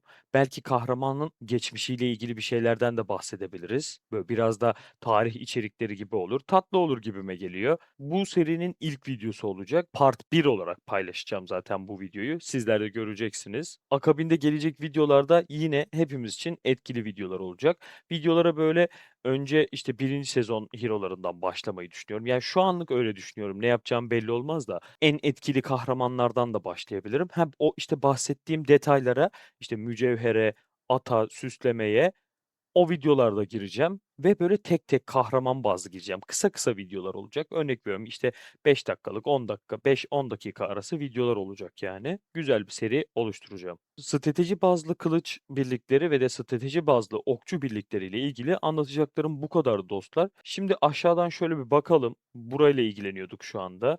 Süvariyi hallettik, okçuyu hallettik, kılıcı hallettik. Geriye mızrak kaldı. Şimdi beraber taktikçi strateji mızrak birliklerine geçelim. Buyurun beraber boş arsada koşmaya başlayalım. Arkadaşlar, gördüğünüz gibi yani kahraman yok. Burada kumandanı 4. sezonda gelen bir birlikten bahsediyoruz. Yani güzel kahramanlar, asla kötü kahramanlar değil. Bence 4'ü de çok tatlı kahramanlar ama bir plan kurulamıyor. Yani bu şekilde devam edilemiyor. Bence taktikçi, strateji, mızrak biraz boş geçmiş. Ya, burada anlatacak çok bir şey de yok. Ancak şunu söyleyebilirim yani, eğer taktikçi, strateji, süvari yapıyorsanız, 4. sezonda Belisarius alıyorsanız zaten elinizde Ahsoka da oluyordu ya, Elizabeth'i de alın, valiye girin yani. 4. sezonda gelin, bir valiye girin. Elizabeth'i de alın, belki birliğinizi mızrağa çevirirsiniz diyebilirim. Strateji süvaride DJG'yi alacaktık. Bunu da yine mızrak birliğinde de kullanabilir oluyoruz. Mızrak birliği otomatik oluşmuş oluyor. Sadece Elizabeth için valiye girdiğinizde mızrak birliğinde oluşturmuş oluyorsunuz diyebilirim arkadaşlar. Taktikçi birlikleri bitirdiğimize göre şimdi de Mareşal birliklere geçebiliriz dostlarım. Mareşal birlikler oyunun daha az ilgilendiğini düşündüğüm birlikleri. O yüzden hepsini tek tabloda anlatmaya çalıştım dostlar. Ya siz de beni anlayacaksınızdır zaten neden böyle yaptığımı. Buyurun Maraşal birliklere geçelim. Şöyle gördüğünüz gibi 4 renkte anlatacağız zaten. Aşağıda da görünüyor 4 renk olduğu. Kahramanlar da karşımızda. Ya baktığınızda 5, 6, 7, 8, 9, 10, 11, 12 tane kahraman var. Bakın sadece Savaşçı Kudret Kılıç'ta bile 5, 11 kahraman vardı. Yani bu sadece Savaşçı kıtasının bir çeşit birliği, kılıç birliği, savaşçının kılıç birliği, 11 kahraman var. Maraşel'de ise komple tüm Maraşel kıtasında 12 tane kahraman var. Neyse biz ilgilenelim. Oyun herhalde bunları toparlar, düzeltir diye düşünüyorum yani. Önce ücretsizlerden bahsedelim. Daha sonra da sezon sezon adımlarımızı atalım. Şimdi birinci sezon başladı. Çarkımıza Elcid geldi bildiğiniz gibi. Ücretsiz olarak Tarık'ı alabiliyoruz. Temin edilebiliyor yani. Büşra ve Henry'yi de alabiliyoruz. Beşinci Henry'yi de alabiliyoruz. Ücretlilerde de Napolyon'umuz mevcut. Arkadaşlar sakın ama sakın buna kanmayın. Gelip de yani ben Elcid süvari yapacağım gibi bir şeye düşmeyin. Peşine Tarık'ı alacağım falan. Böyle bir şeye düşmenizi istemiyorum. Bakın şu an oluşturabiliyorsunuz. Birinci sezondan direkt olarak bunu oluşturabiliyorsunuz. Elcid, Tarık ve de Büşra üçlüsünü direkt oluşturabiliyorsunuz. Fakat hiç gerek yok. Hatırlarsanız Hannibal vardı. Hannibal'a yapın. Ya da bir sezon daha bekleyin. Lubu'yu alın. Ya da ne bileyim Lubu için şimdiden Atilla'ya birikim yapın. Ama Elcid'i kesinlikle almayın dostlarım. Elcid'i almadığımızda Tarık'ı da almıyoruz. Büşra bir kalsın çünkü mızrak birliği olarak da kullanılabiliyor ya onu öyle değerlendirip sonra bakalım. İkinci sezonda Mareşaller bildiğin güzel bir adım atıyor. Ram geliyor. Ram valisinin yanına da Sezar geliyor. Sezar'ı bu arada birinci sezonda alabiliyoruz diye hatırlıyorum ben. Ve de Çarka'da Octavian geliyor. Ram çok güzel kahraman abi. Kumandan olarak kullanacağız Ram'ı. Zaten validen Ram'ı edinmek istediğinizde Sezar'ı da ediniyorsunuz. Yani ikinci sezonda valide bir kere birinci olursanız bu ikisinden de 100 tane alıyorsunuz direkt. 100 tane madalyaları direkt olarak edinmiş oluyorsunuz. Octavian'ı da çarkta imparatorluk paralarınızı harcayarak temin edebilirsiniz. İkinci sezonda aldığınız bu birliği, bu mızrak birliğini böyle pıtı pıtı pıtı pıtı pıtı 5. sezona kadar değiştirmeden kullanabiliyorsunuz arkadaşlar. Ve farkındaysanız beşinci sezonda bir tane çark kahramanı geliyor, Otto. Birinci Otto geliyor. Otto için bu süreçte imparatorluk parası biriktirebilirsiniz. Ya ben sadece Otto'yu bekleyeceğim. Aman Otto gelsin de onu alayım derseniz biriktirin. Ama beşinci sezonda Liang var demiştik, Vlad var demiştik. Güzel kahramanlar var. Eğer diğer iki birlikle ilgilenmiyorsanız, Vlad birliğiyle mızrak yani savaşçı mızrakla ilgilenmiyorsanız ya da taktikçi kılıçlı ile ilgilenmiyorsanız Otto için birikim yapabilirsiniz. Otto burada araya geliyor. Ya Otto kumandan olarak da kullanılabilir bence ama araya geliyor. Ara kahramanlardan biri oluyor. Ki zaten beşinci sezonda kısmi kumandan diyelim. Kısmi kumandan olarak Xin Shi Huang geliyor. Xin Shi Huang'ı dediğim gibi kumandan olarak da kullanabilirsiniz ama RAM kumandanlığında da devam edebilirsiniz. RAM'da hiç sıkıntı yok yani. İkinci sezonda edindiğiniz RAM'dan bahsediyorum. Yani anlayacağınız şöyle özetleyeyim. Zaten RAM'ı edinmek istediğinizde Sezar'ı ediniyordunuz. Octavian'da Çark'ta bu üçlüyü bir arada kullanabiliyorsak burada kime gerek yok abi? Büşra'ya gerek yok. Şimdi biz Büşra'yı Mareşal Kudret Süvari'de de kullanmayacağız demiştik. O zaman Büşra'ya hiç gerek yok abi. Büşra'ya da gerek yok. Bu kahramanlar yokmuş gibi takılabilirsiniz yani. Burada da ikinci sezonda bu şekilde olan birliğimiz beşinci sezonda değişiyor. Nasıl değişiyor? İşte örnek veriyorum, Ram'ı başa koyuyorsunuz. Huang'ı peşine verip Otto'yla da birliğinizi pekiştiriyorsunuz. Octavian ve Caesar da 5. sezonda aramızdan ayrılmış oluyor. Fakat böyle ayrılacaklar diye yine söylüyorum. Bunu tekrar tekrar söylüyorum. Onları kasmamazlık yapmayın, biriktirmemezlik yapmayın. Jules Caesar kesinlikle 5 yıldız çok rahat bir şekilde yapılabiliyor zaten. Octavian da çarkla geldiği için güzel bir şekilde yine kasabilirsiniz. Tekrar söylüyorum, Jules Caesar'ı Ram'ı edindiğinizde zaten güzel bir madalya da elde edebiliyorsunuz. Kasmamazlık yapmayın yani. Onları alın. 5. sezonda da Huang'la Otto'yu kasarak bu birliğinizi tekrar güncelleyebilir ve güzel bir hale getirebilirsiniz. Ama yine dediğim gibi bakın, yormayan bir birlik bu. Yani 2. sezonda edindiniz abi. Sizi 2. sezonda taşıyacak, 3. sezonda taşıyacak, 4. sezonda taşıyacak. 5. sezonda bu birliği düşünmeye başlayacaksınız.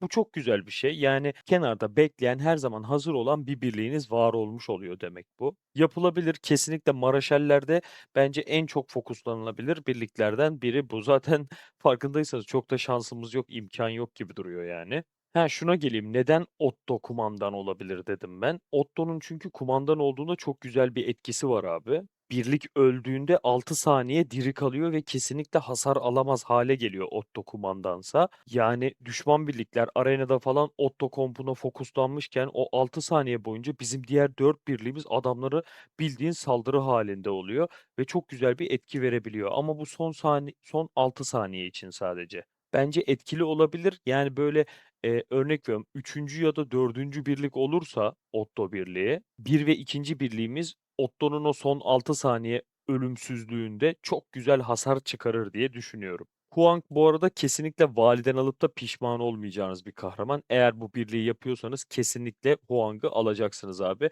Yani hani şöyle bir soru sormayın. Kesinlikle sormaya gerek yok yani. İşte ben Ram, Sezar ve Octavian'ı yaptım. Octavian'ı tutmak istiyorum. Otto'yu almayayım ya da işte Huang'ı almasam olur mu gibi bir soru yok. Net bir şekilde Huang'la Otto bu birliği yaptıysanız alınacak arkadaşlar. 3. sezonda da gördüğünüz gibi Selahattin geliyor. Selahattin güzel bir kahraman abi. Boş bir kahraman olarak gelmiyor.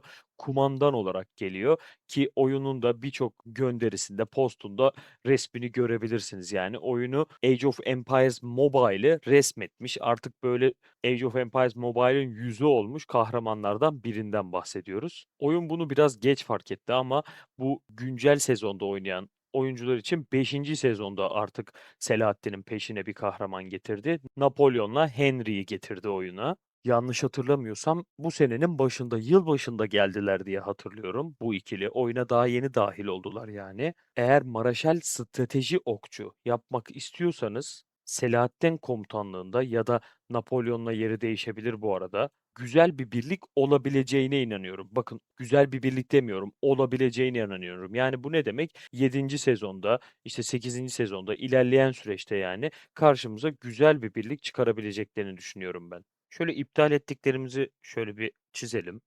Ama Henry çok güzel bir kahraman değil bu arada. Napolyon'a kesinlikle güvenirim. Selahattin'e kesinlikle 5 yani 10 üzerinden 10 veririm.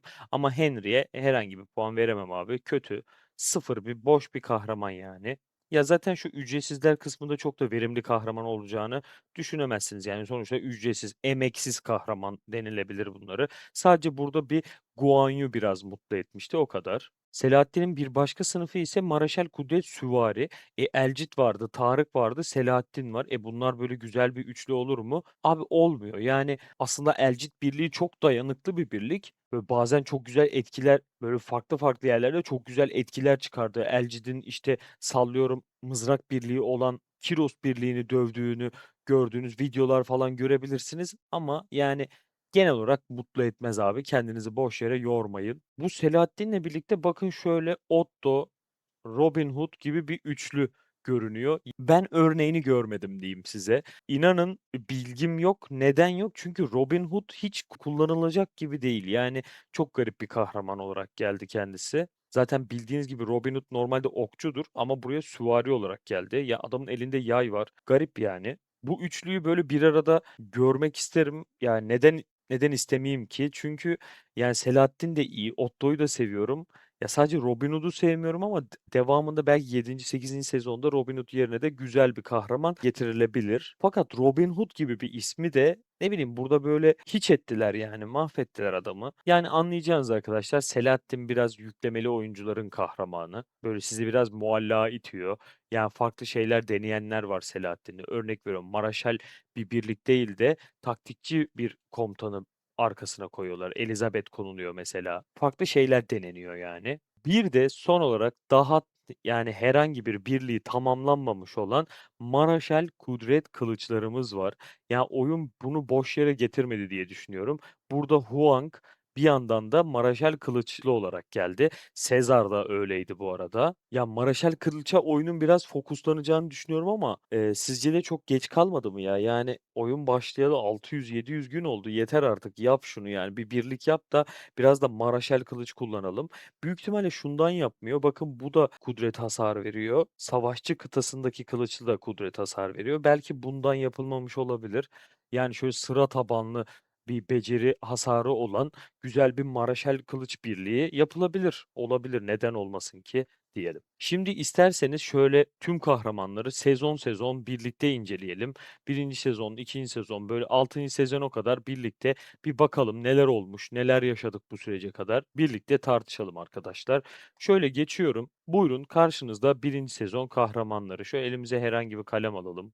Ne renk olsun? Kırmızı renk olsun. Şöyle çektim. Birinci sezonda kahramanlar bu şekilde geliyordu. 2 tane vali komutanı, 6 tane de çark kahramanı geliyordu. Bu kısım biraz daha böyle özet olacak. Sezon sezon anlatacağım dostlarım. Bakın, burada zaten Elci'de fokuslanmıyorduk. Sun Tzu'yu almıyorduk. Bunlar arasında ikisinden birine fokuslanıyorduk. Yani ortalama bir hesap için bahsediyorum bu arada. Tribhuvan alınabilir demiştik ve Rickard alınabilir demiştik. Atilla bence kesinlikle alınmalılar arasında buradan. Baktığınızda çarka çok fazla yatırım demek bu. Ama şöyle düşünebilirsiniz. Buradan Hannibal'a fokuslanacaksanız zaten Atilla'yı almazsınız diye düşünüyorum. Yani süvari birliğinizi belirlemiş olursunuz. Atilla'yı da almamak demek, Lubu birliğini tamamen kaybetmek demek. Yani Hannibal mı Lubu mu denilse ben Lubu derim bu arada arkadaşlar. Benim yorumuma göre siz de balina ya da kraken değilseniz burada ikisinden biri seçilmeli. Ve bence Atilla seçilmeli arkadaşlar. Bu durumda aslında birinci sezon için düşüncelerimiz biraz rahatlıyor. Hannibal'dan da vazgeçmiş olduğumuzda bunlardan da vazgeçmiş oluyoruz.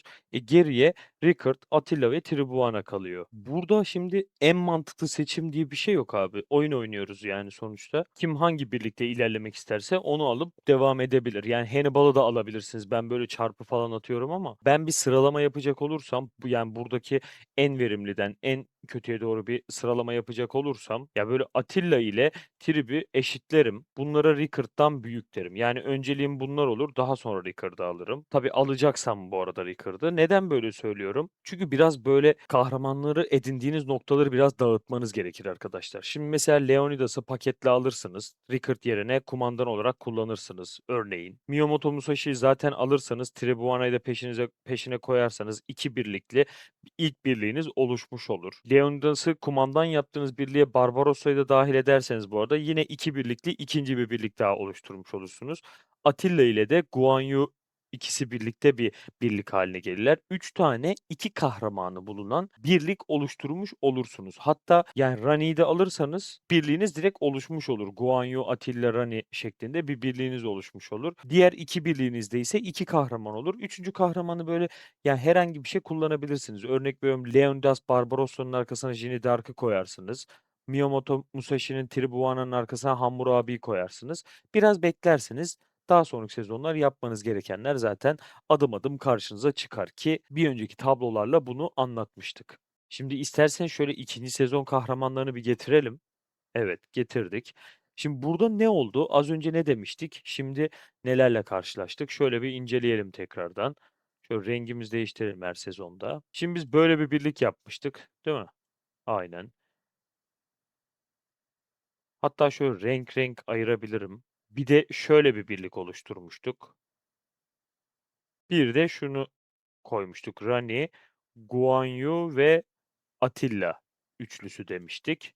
Bu arada arkadaşlar birinci sezonda Mulan da vardı. Mulan'ı biraz es geçtik. Neden es geçiyorum Mulan'ı? Abi okçu bilmiyorum ya çok pasif kalıyor. Yani ya dördüncü, beşinci ihtimale koyarım. Hani böyle benim birliklerim tam olsun ve elimde de bulunsun diyorsanız Mulan'ı da birinci sezondan alın abi. Ama yani az yüklemeli oyuncular için Mulan'a bence hiç gerek yok. Tabii serverda böyle boy gösteren sıkı adamlardan biriyseniz kesinlikle alın. O ayrı bir konu. Sizi bir yere kadar götürür, sonra zaten vazgeçersiniz. Şimdi birinci sezonda Miyamoto Tribuana birliğini oluşturmuştuk. Farkındaysanız ikinci sezonda Yodit geldi. Ama ne yapmıyoruz? Yodit'i almıyoruz. Neden? Yodit de kumandan, Miyamoto da kumandan. Ben zaten birlik oluşturmak için Miyamoto'yu Tribuana ile tercih etmiştim. Miyamoto yerine gelip de kumandan olarak Yodit'i koymanın hiçbir anlamı yok. Ama Miyamoto'yu almadıysanız ve ilk sezondan sadece Tribuana'yı aldıysanız Yodit'i de kumandan yaparak devam edebilirsiniz. Şu ikiliyi bu şekilde kullanabilirsiniz yani. Bakın ikinci sezonla birlikte tatlı bir şey oluyor. Bodica geliyor. Bodica'yı bu birliğe dahil edebilirsiniz direkt. Leonidas'ı başa koyacağız. Bodica yapacağız ve de Barbarossa'yı da peşlerinde pekiştireceğiz. Bakın 3 birlikli bir birliği tamamlamış oldunuz. Bir de süvari birliğimiz tamdı zaten. Guan Yu, Attila ve Rani birliğimiz tamdı. Bakın ikinci sezonda Lubu da geliyor. Bunlarda da Lubu ya eğer Rani'yi aldıysanız Attila ve Rani şeklinde koyuyorsunuz. Fakat Rani yoksa da Guan Yu ve Attila yapabilirsiniz. Bakın 3 kahramanlı ikinci bir birlik daha oluşturmuş oluyorsunuz. Bu arada süvari birliğini eğer bu şekilde onaylarsanız ve bu şekilde ilerletmek isterseniz şöyle bir şey oluyor abi. Bu sefer Huamulan, Rani Durgavati ve Bellavu üçlüsünü de okçu olarak oluşturabiliyorsunuz. Bakın burada Bellavu'm var, Mulan'ım var ve Rani'yi de aldığınız şekilde bir okçu birliği de oluşturabiliyorsunuz. Rani'yi hiç almadıysanız buraya Josephine koyuyorsunuz abi. Josephine'le devam ediyorsunuz bir süre. Bu birliklere ek olarak da zaten ikinci sezonda bakın Ram, Sezar ve Octavian gelmişti. Bunlar da direkt bir birlik oluyor. Bakın daha ikinci sezonda 4-5 farklı birlik oluşturabilir hale geldik. Tercihen bunlardan birini seçip devam edeceğiz. Yani Hannibal, Justinian, Ahsoka da vardı. Bu da bir birlik sayılabilir. Evet biz bir tercih yapmıştık. Hangisi iyi deyip bir tercih yapmıştık ama bunlar da seçilebilir kahramanlardan biri sonuçta. Bu noktada şunu düşünmemiz gerekiyor arkadaşlar. Şimdi bakın 5 farklı birlik oluşturabilir olduk, değil mi? Şimdi 5 birlik oluşturup hepsini bir yıldız yapmanın hiçbir anlamı yok. Sizi tek bir birlik dövebilir hale gelir yani. Tek bir her şeyle ona fokuslanmış birlik gelip sizi böyle silebilir yani. 5 birliğinizi birden dövebilir. O yüzden bence bütçeye göre yani oyuna ayırdığınız yükleme miktarına göre birlik sayınızı belirleyin. Örneğin şimdi 5 birlik yapabiliyoruz ya abi. Sen Kraken'sen zaten beşini de yap. O ayrı bir konu. Kraken'i boş verin. Kraken kendi düşünsün. Her şeyi satın aldığı için şimdi o evreyi bilmiyoruz bile. Balinaysan diyelim. Balinaysan buradan en az 3 birlik çıkar. Neyi çıkar abi? Süvariyi çıkar. İkinci sezona kadar süvariyi çıkar abi. Kesinlikle yapmış ol. Yani Lubu, Attila, Rani üçlüsünü bir yap süvariye. Sonra gel Miyamoto üçlüsünü oluştur. Miyamoto, Tribhuvan'a, Hammurabi'yi bir koy. Yan yana bir edin. Ve de Leonidas, Bodica ve Barbarossa'yı bir yan yana koy.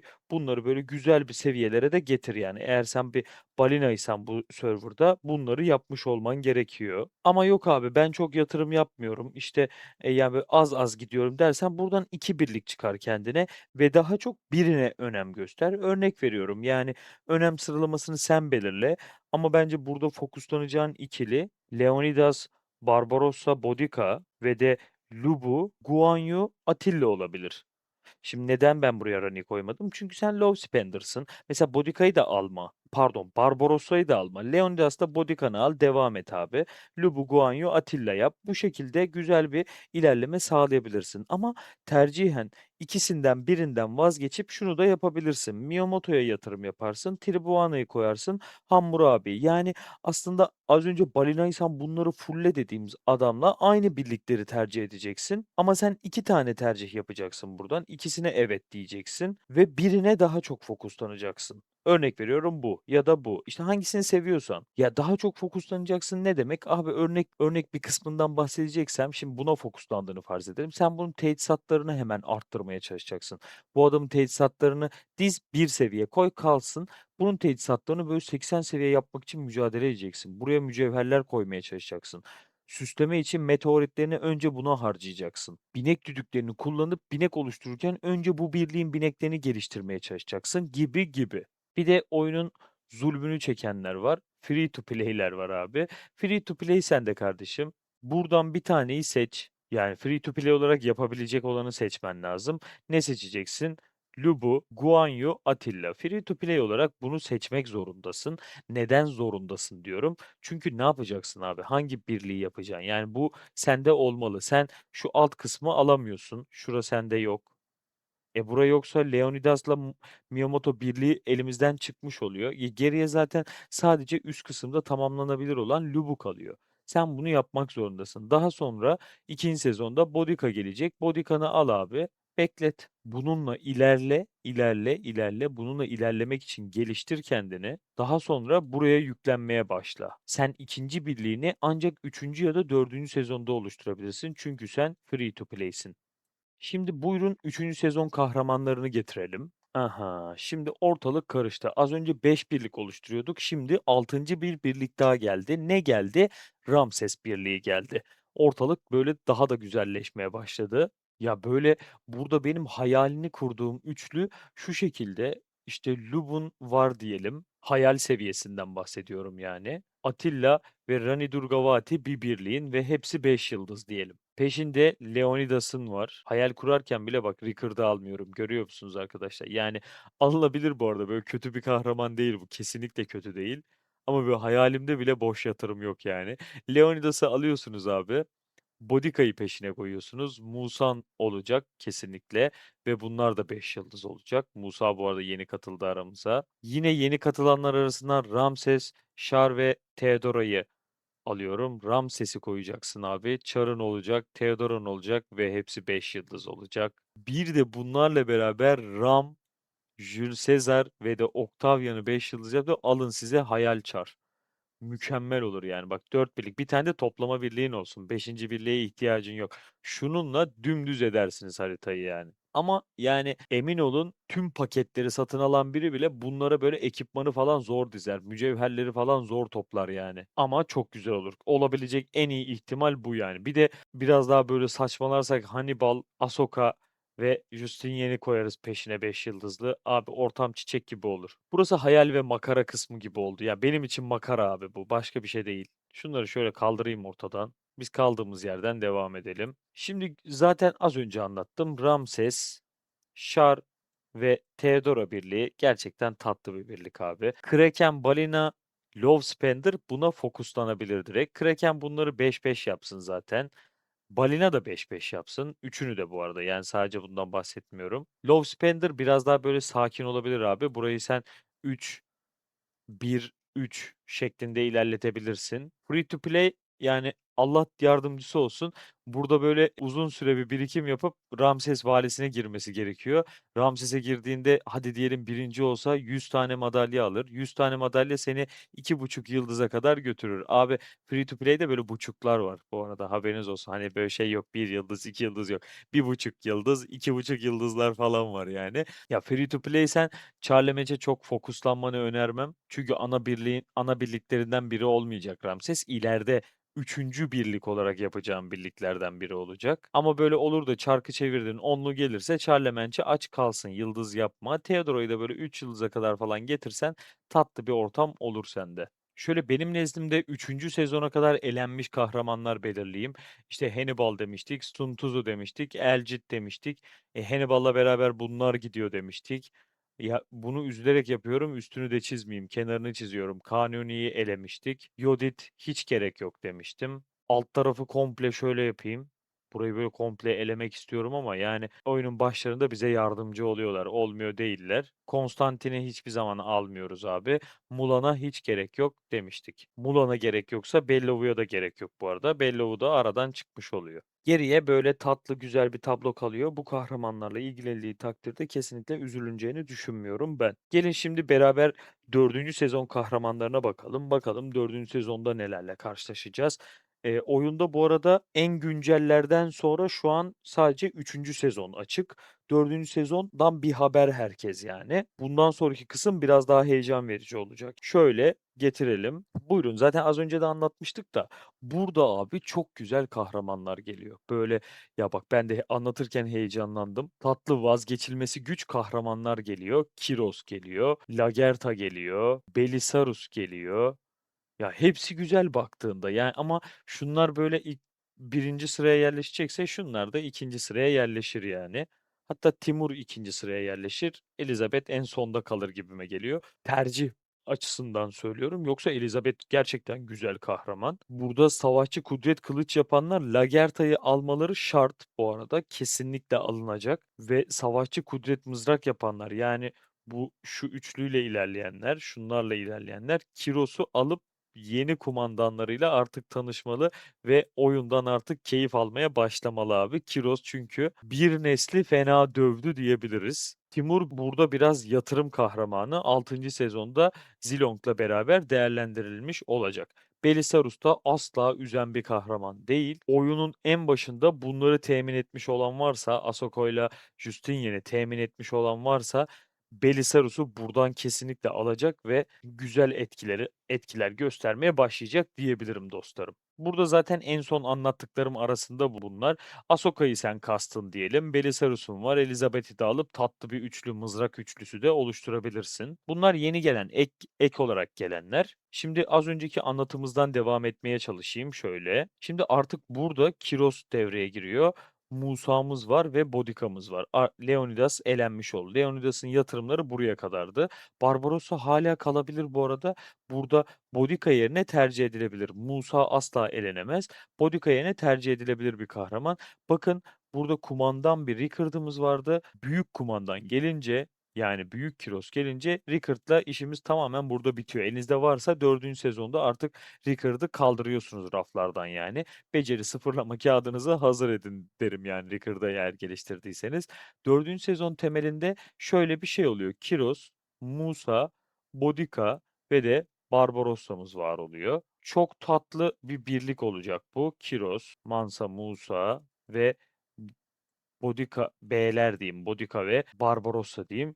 Tatlı bir birlik, çok güzel bir birlik. Kesinlikle üzmeyeceğinden emin olduğum birliklerden biri artık oluşmuş ve sizinle olmuş oluyor. Fütursuzca yatırım yapabilirsiniz abi. Buraya böyle kütür kütür verin çünkü üzmeyecek. Keyifli bir oyun vakti geçireceksiniz bu birlikte beraber. Tabii ki de Kiros kadar değerli Ramses birliğimiz bu evrede gelişmiş oluyor. Ramses, Char ve Theodora birliğimiz bu evrede bir şekil almış oluyor ve Belisarius birliğini dahil etmiştik buraya.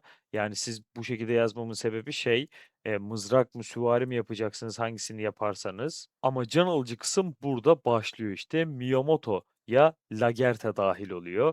Hasar ve yenileme yapabiliyor. Hasar çıktısı verebiliyor ve yenileme yapabiliyor Lagertha. Tirbuano'muz hala burada. Yani aslında Miyamoto'nun bu birliğindeki Hammurabi'yi artık çıkarmış oluyoruz ve yerine Lagertha'yı yerleştirdiğimiz için savaşçı kudret, kılıç birliğimiz güzel bir artışa geçmiş oluyor. İyi bir adım atmış oluyor. Burada şöyle bir tezatlık var farkındaysanız. 4. sezonda Miyamoto tam devreye giriyor kılıç birliği. Normalde mızrağa karşı üstün birlik kılıç birliği. Fakat Kiros öyle bir etki gösteriyor ki bazı Miyamoto'lar Kiros'u dövemiyor yani. Burada tezatlıklar başlıyor diyebilirim yani. Ama şu dörtlüde üzecek birlik yok. Yani bu dörtlü kesinlikle tatlı birlikler arasında diyebilirim. Lagerta'yı da bu arada arkadaşlar 5 yıldız yapın derim ben. Yani yapabiliyorsanız yapın. Oraya kadar getirmenizde fayda var çünkü güzel bir şekilde geliyor.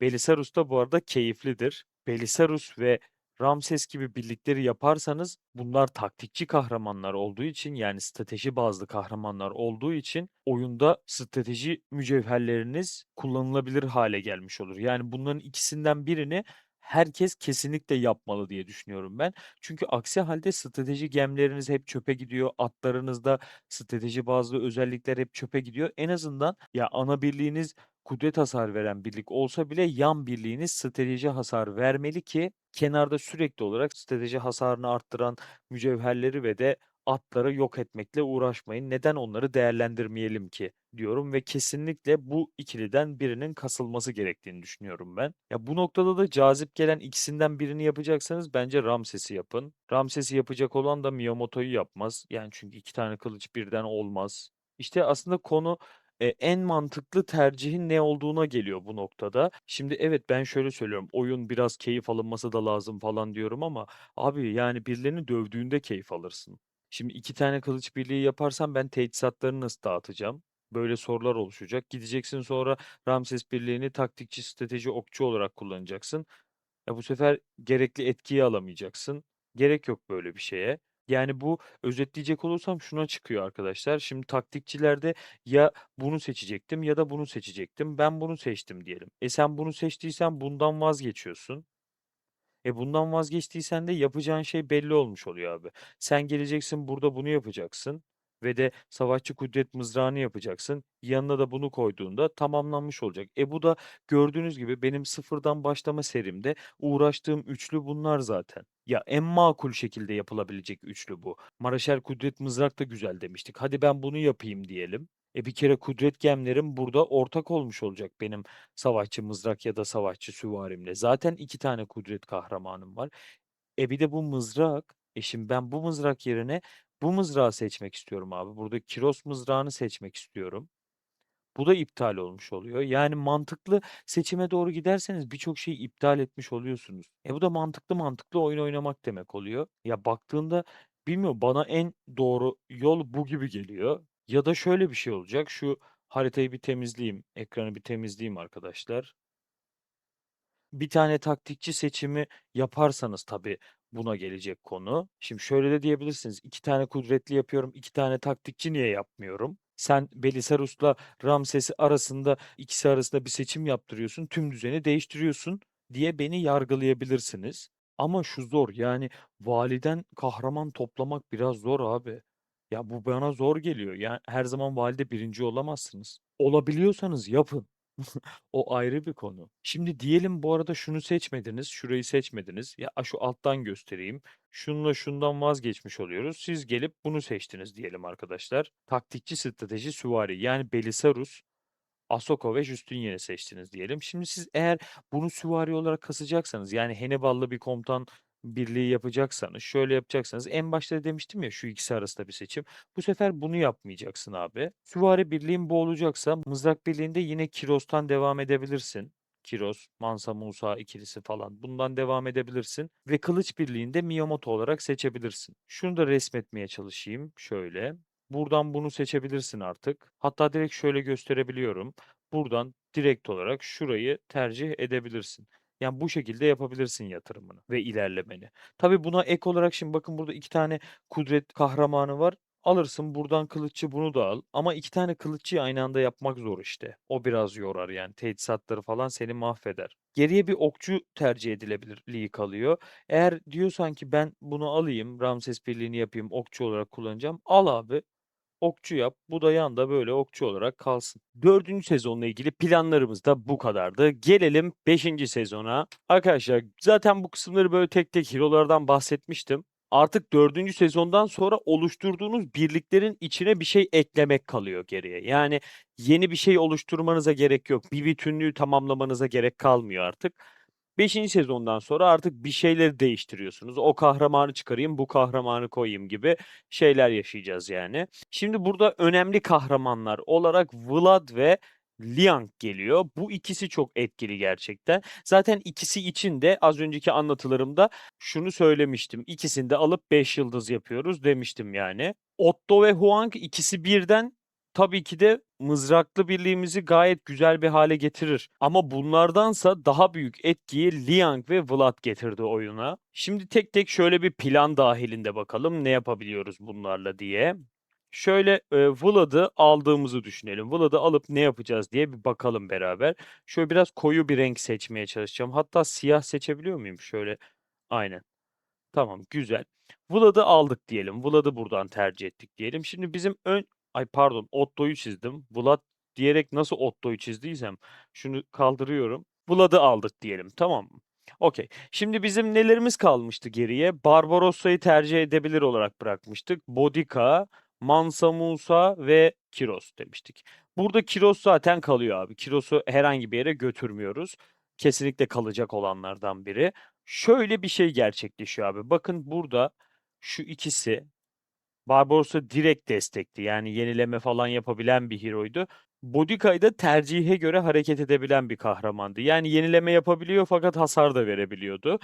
Tercihe göre dememin sebebi şu: hani eşyalarını, ekipmanlarını yenilemeye yönelik de dizebilirsiniz, hasara yönelik de dizebilirsiniz gibisinden söylemek istedim.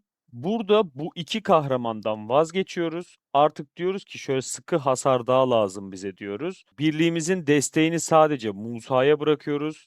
Zaten Musa için kuvvetli bir destek olduğunu söylemiştim.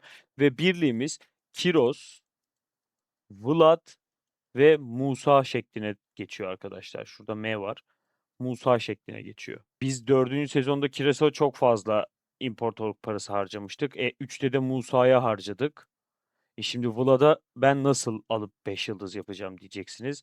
Abi şöyle, yani bu noktada şunu söyleyebilirim. Bunlar böyle peş peşe sezonlarda geldiği için gerçekten biraz yorucu olabiliyor. Ama şöyle yapabilirsiniz. Bakın farkındaysanız bu kısımda yani valiye girmeyecekseniz diyorum. Siz valiye burada giriyorsunuz. Ortalama olarak söylüyorum. Genelde buraya giriyor herkes valide. Bununla buna girmediyseniz valilere girmediğiniz takdirde KVK'lara girin abi. Birikim yapın. Yine birikim yapın. KVK'larda kullanın. İmparatorluk parası kazanın buralardan. Kazandığınız imparatorluk paralarını da ne yapacaksınız abi? Vlad. Bu imparatorluk paralarıyla bu arada artık 5. sezona geldiğiniz VIP'yi geliştirmeniz lazım. VIP gerçekten çok önemli arkadaşlar. VIP'yi 12 seviye yaptığınızda çok rahat haftalık olarak 20 tane sarı kafa alıyorsunuz abi. Bu kesinlikle yapılmalı. Buna ulaşmak gerekli yani. Yani mümkün mertebe imparatorluk paralarınızı böyle biriktirip kahramanınızla gerekli bir noktaya getirdikten sonra VIP'ye yatırmaya çalışın. Çünkü zamanla VIP de 12 seviye olduğunda size her hafta 20 tane sarı kafa verecek arkadaşlar. Büyük nimet. Büyük nimet. Yani sarı kafa ortak madalya çünkü.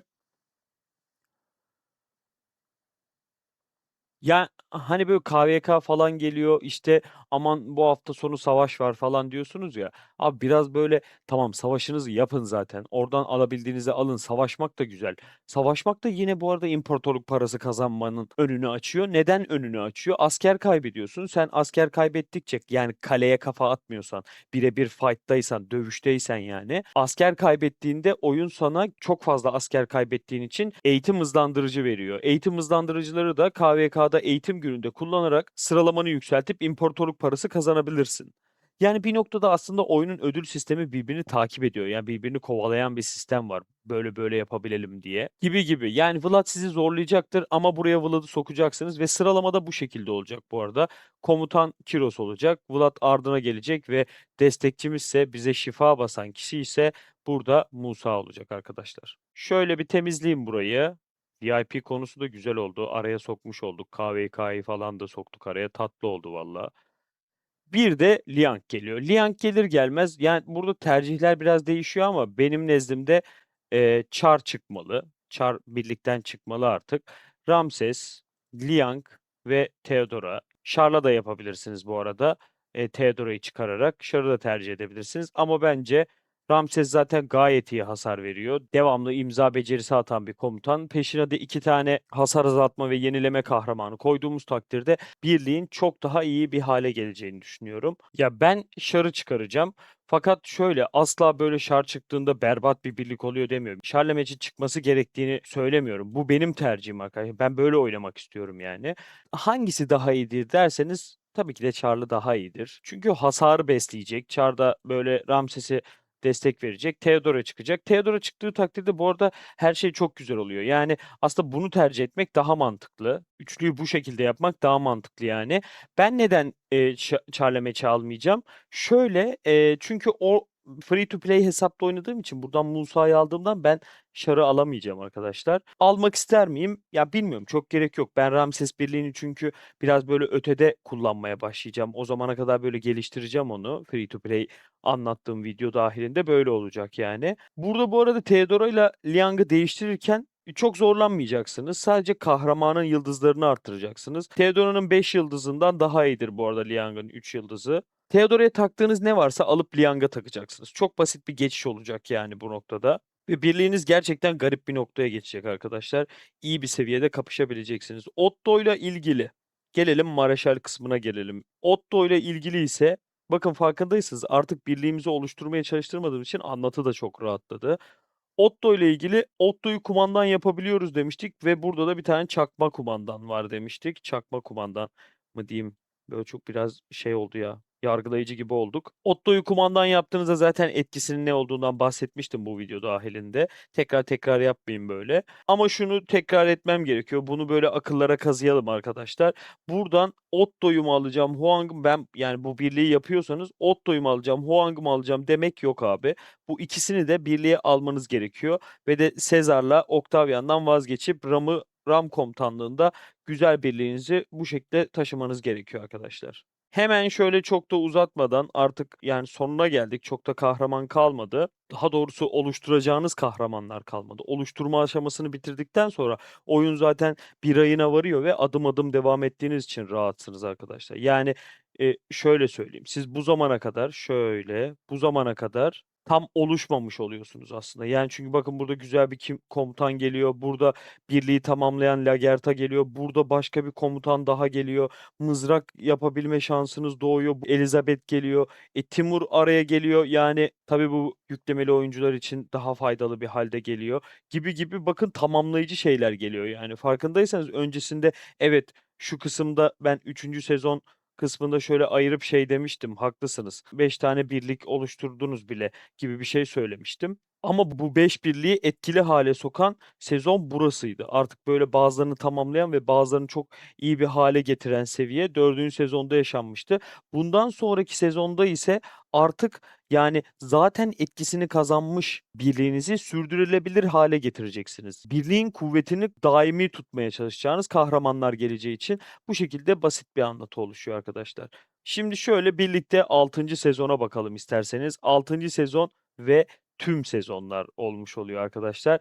7. sezon daha gelmedi. Yeni kahramanlar bir sızdırıldı gibi ama daha önümüze karşımıza çıkmadı. Bu seri böyle devam edeceği için 7. sezon, 8. sezon ekleye ekleye devam edebilirim. Fakat böyle her sezon geldiğinde bu videoyu tekrarını oluşturmam. Böyle 2-3 sezonda bir yaparım diye düşünüyorum bunu. Ama bu tier list serisine devam edeceğim. Kahraman bazlı devam edeceğimi de tekrar hatırlatayım. Şöyle 6. sezonu getirelim arkadaşlar. Artık başlığımız da değişti. Tüm kahramanlar gibi oldu.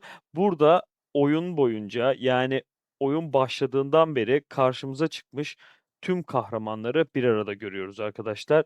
Bundan başka kahraman yok. Ne görüyorsanız burada yapacağınız tüm planları bu kahramanlarla yapacaksınız. Gireceğiniz tüm savaşlara bu kahramanlarla gireceksiniz. Artık 6. sezon dahilinde farkındaysanız aşağıdan pek de komutan kalmıyor kullanılan. Miyamoto kullanılıyor hala. Belki Barbarossa'yı kullananlar vardır. Yani belki. İşte Musa'ya çark çevirmemiştir. Barbarossa'sı kalmıştır hala. Mulan belki kullanılıyordur çünkü başka komutan yok. Ama şu kısım böyle komple gidiyor artık. Yani gereklilikleri yerine getirdiğiniz takdirde bu kısmı artık kullanmamaya başlıyorsunuz arkadaşlar. Çünkü artık çok güzel kahramanlar var yani. Neden bu kısımdan temin edeyim ki? Diyorsunuz. Burada oyunun gerçekten böyle kaderini değiştiren şeyler yaşıyoruz yine. Scipio Africanus geliyor bir kere. Çok güzel bir videosunu oluşturdum. Bu sezonun çok güzel videolarını oluşturdum bu arada. 6. sezonun gerçekten kanalımda etki yaratmış videoları var arkadaşlar. En çok izlenen videolarım hatta 6. sezondan diyebilirim. Scipio Africanus'u şimdi size garip gelebilir. 2 farklı yerde kullanabiliyorsunuz arkadaşlar. Şöyle Miyamoto Lagertha ve Scipio Africanus üçlüsünü yapabiliyorsunuz. Şu şekilde bir birlik oluşturabiliyorsunuz ve şunu da yapabiliyorsunuz. Ramses, Liang ve Scipio üçlüsü de yapılabiliyor. Bu ikisi arasında hangisinin daha çok tercih edilmesi gerektiği hakkında gerçekten sıkı bir mücadele dönüyor. Benim için de öyle bu arada. Hala böyle iki birliğin denk olduğu iki hesap bulabilsem böyle bir güzel bir şekilde kapıştırıp hangisinin daha iyi olduğunu sonuca çıkaracağım. Fakat çıkaramadım hala. İnsanların benden en çok talep ettiği konu bu olabilir bu arada. Scipio bu şekilde gerçekten fonksiyonel bir komutan olarak geliyor karşımıza. Güzel yanı şu abi, sen strateji kılıçlı yapsan da, kudret kılıçlı yapsan da Scipio'yu alıp kullanabiliyorsun. Bu çok tatlı. Scipio ile birlikte Zayun geliyor. Zayun da bildiğiniz gibi Zilong. Zilong abimiz eski bir Çin efsanesi yine. Zayun'un geleceği yer belli. Lubu komutanlığında. En iyi dizilimi düşüneceksek Timur ve Zoyun'u koyabiliyorsunuz. Aynı şekilde yine Lubu, Atilla Zoyun'u koyabiliyorsunuz. Lubu, Vlad Zoyun'u koyabiliyorsunuz. En iyi tercih budur. İkinci tercih olacaksa bence budur. Ama üçüncü tercih ile bir ve ikinci tercih arasında da mükemmel bir fark yok.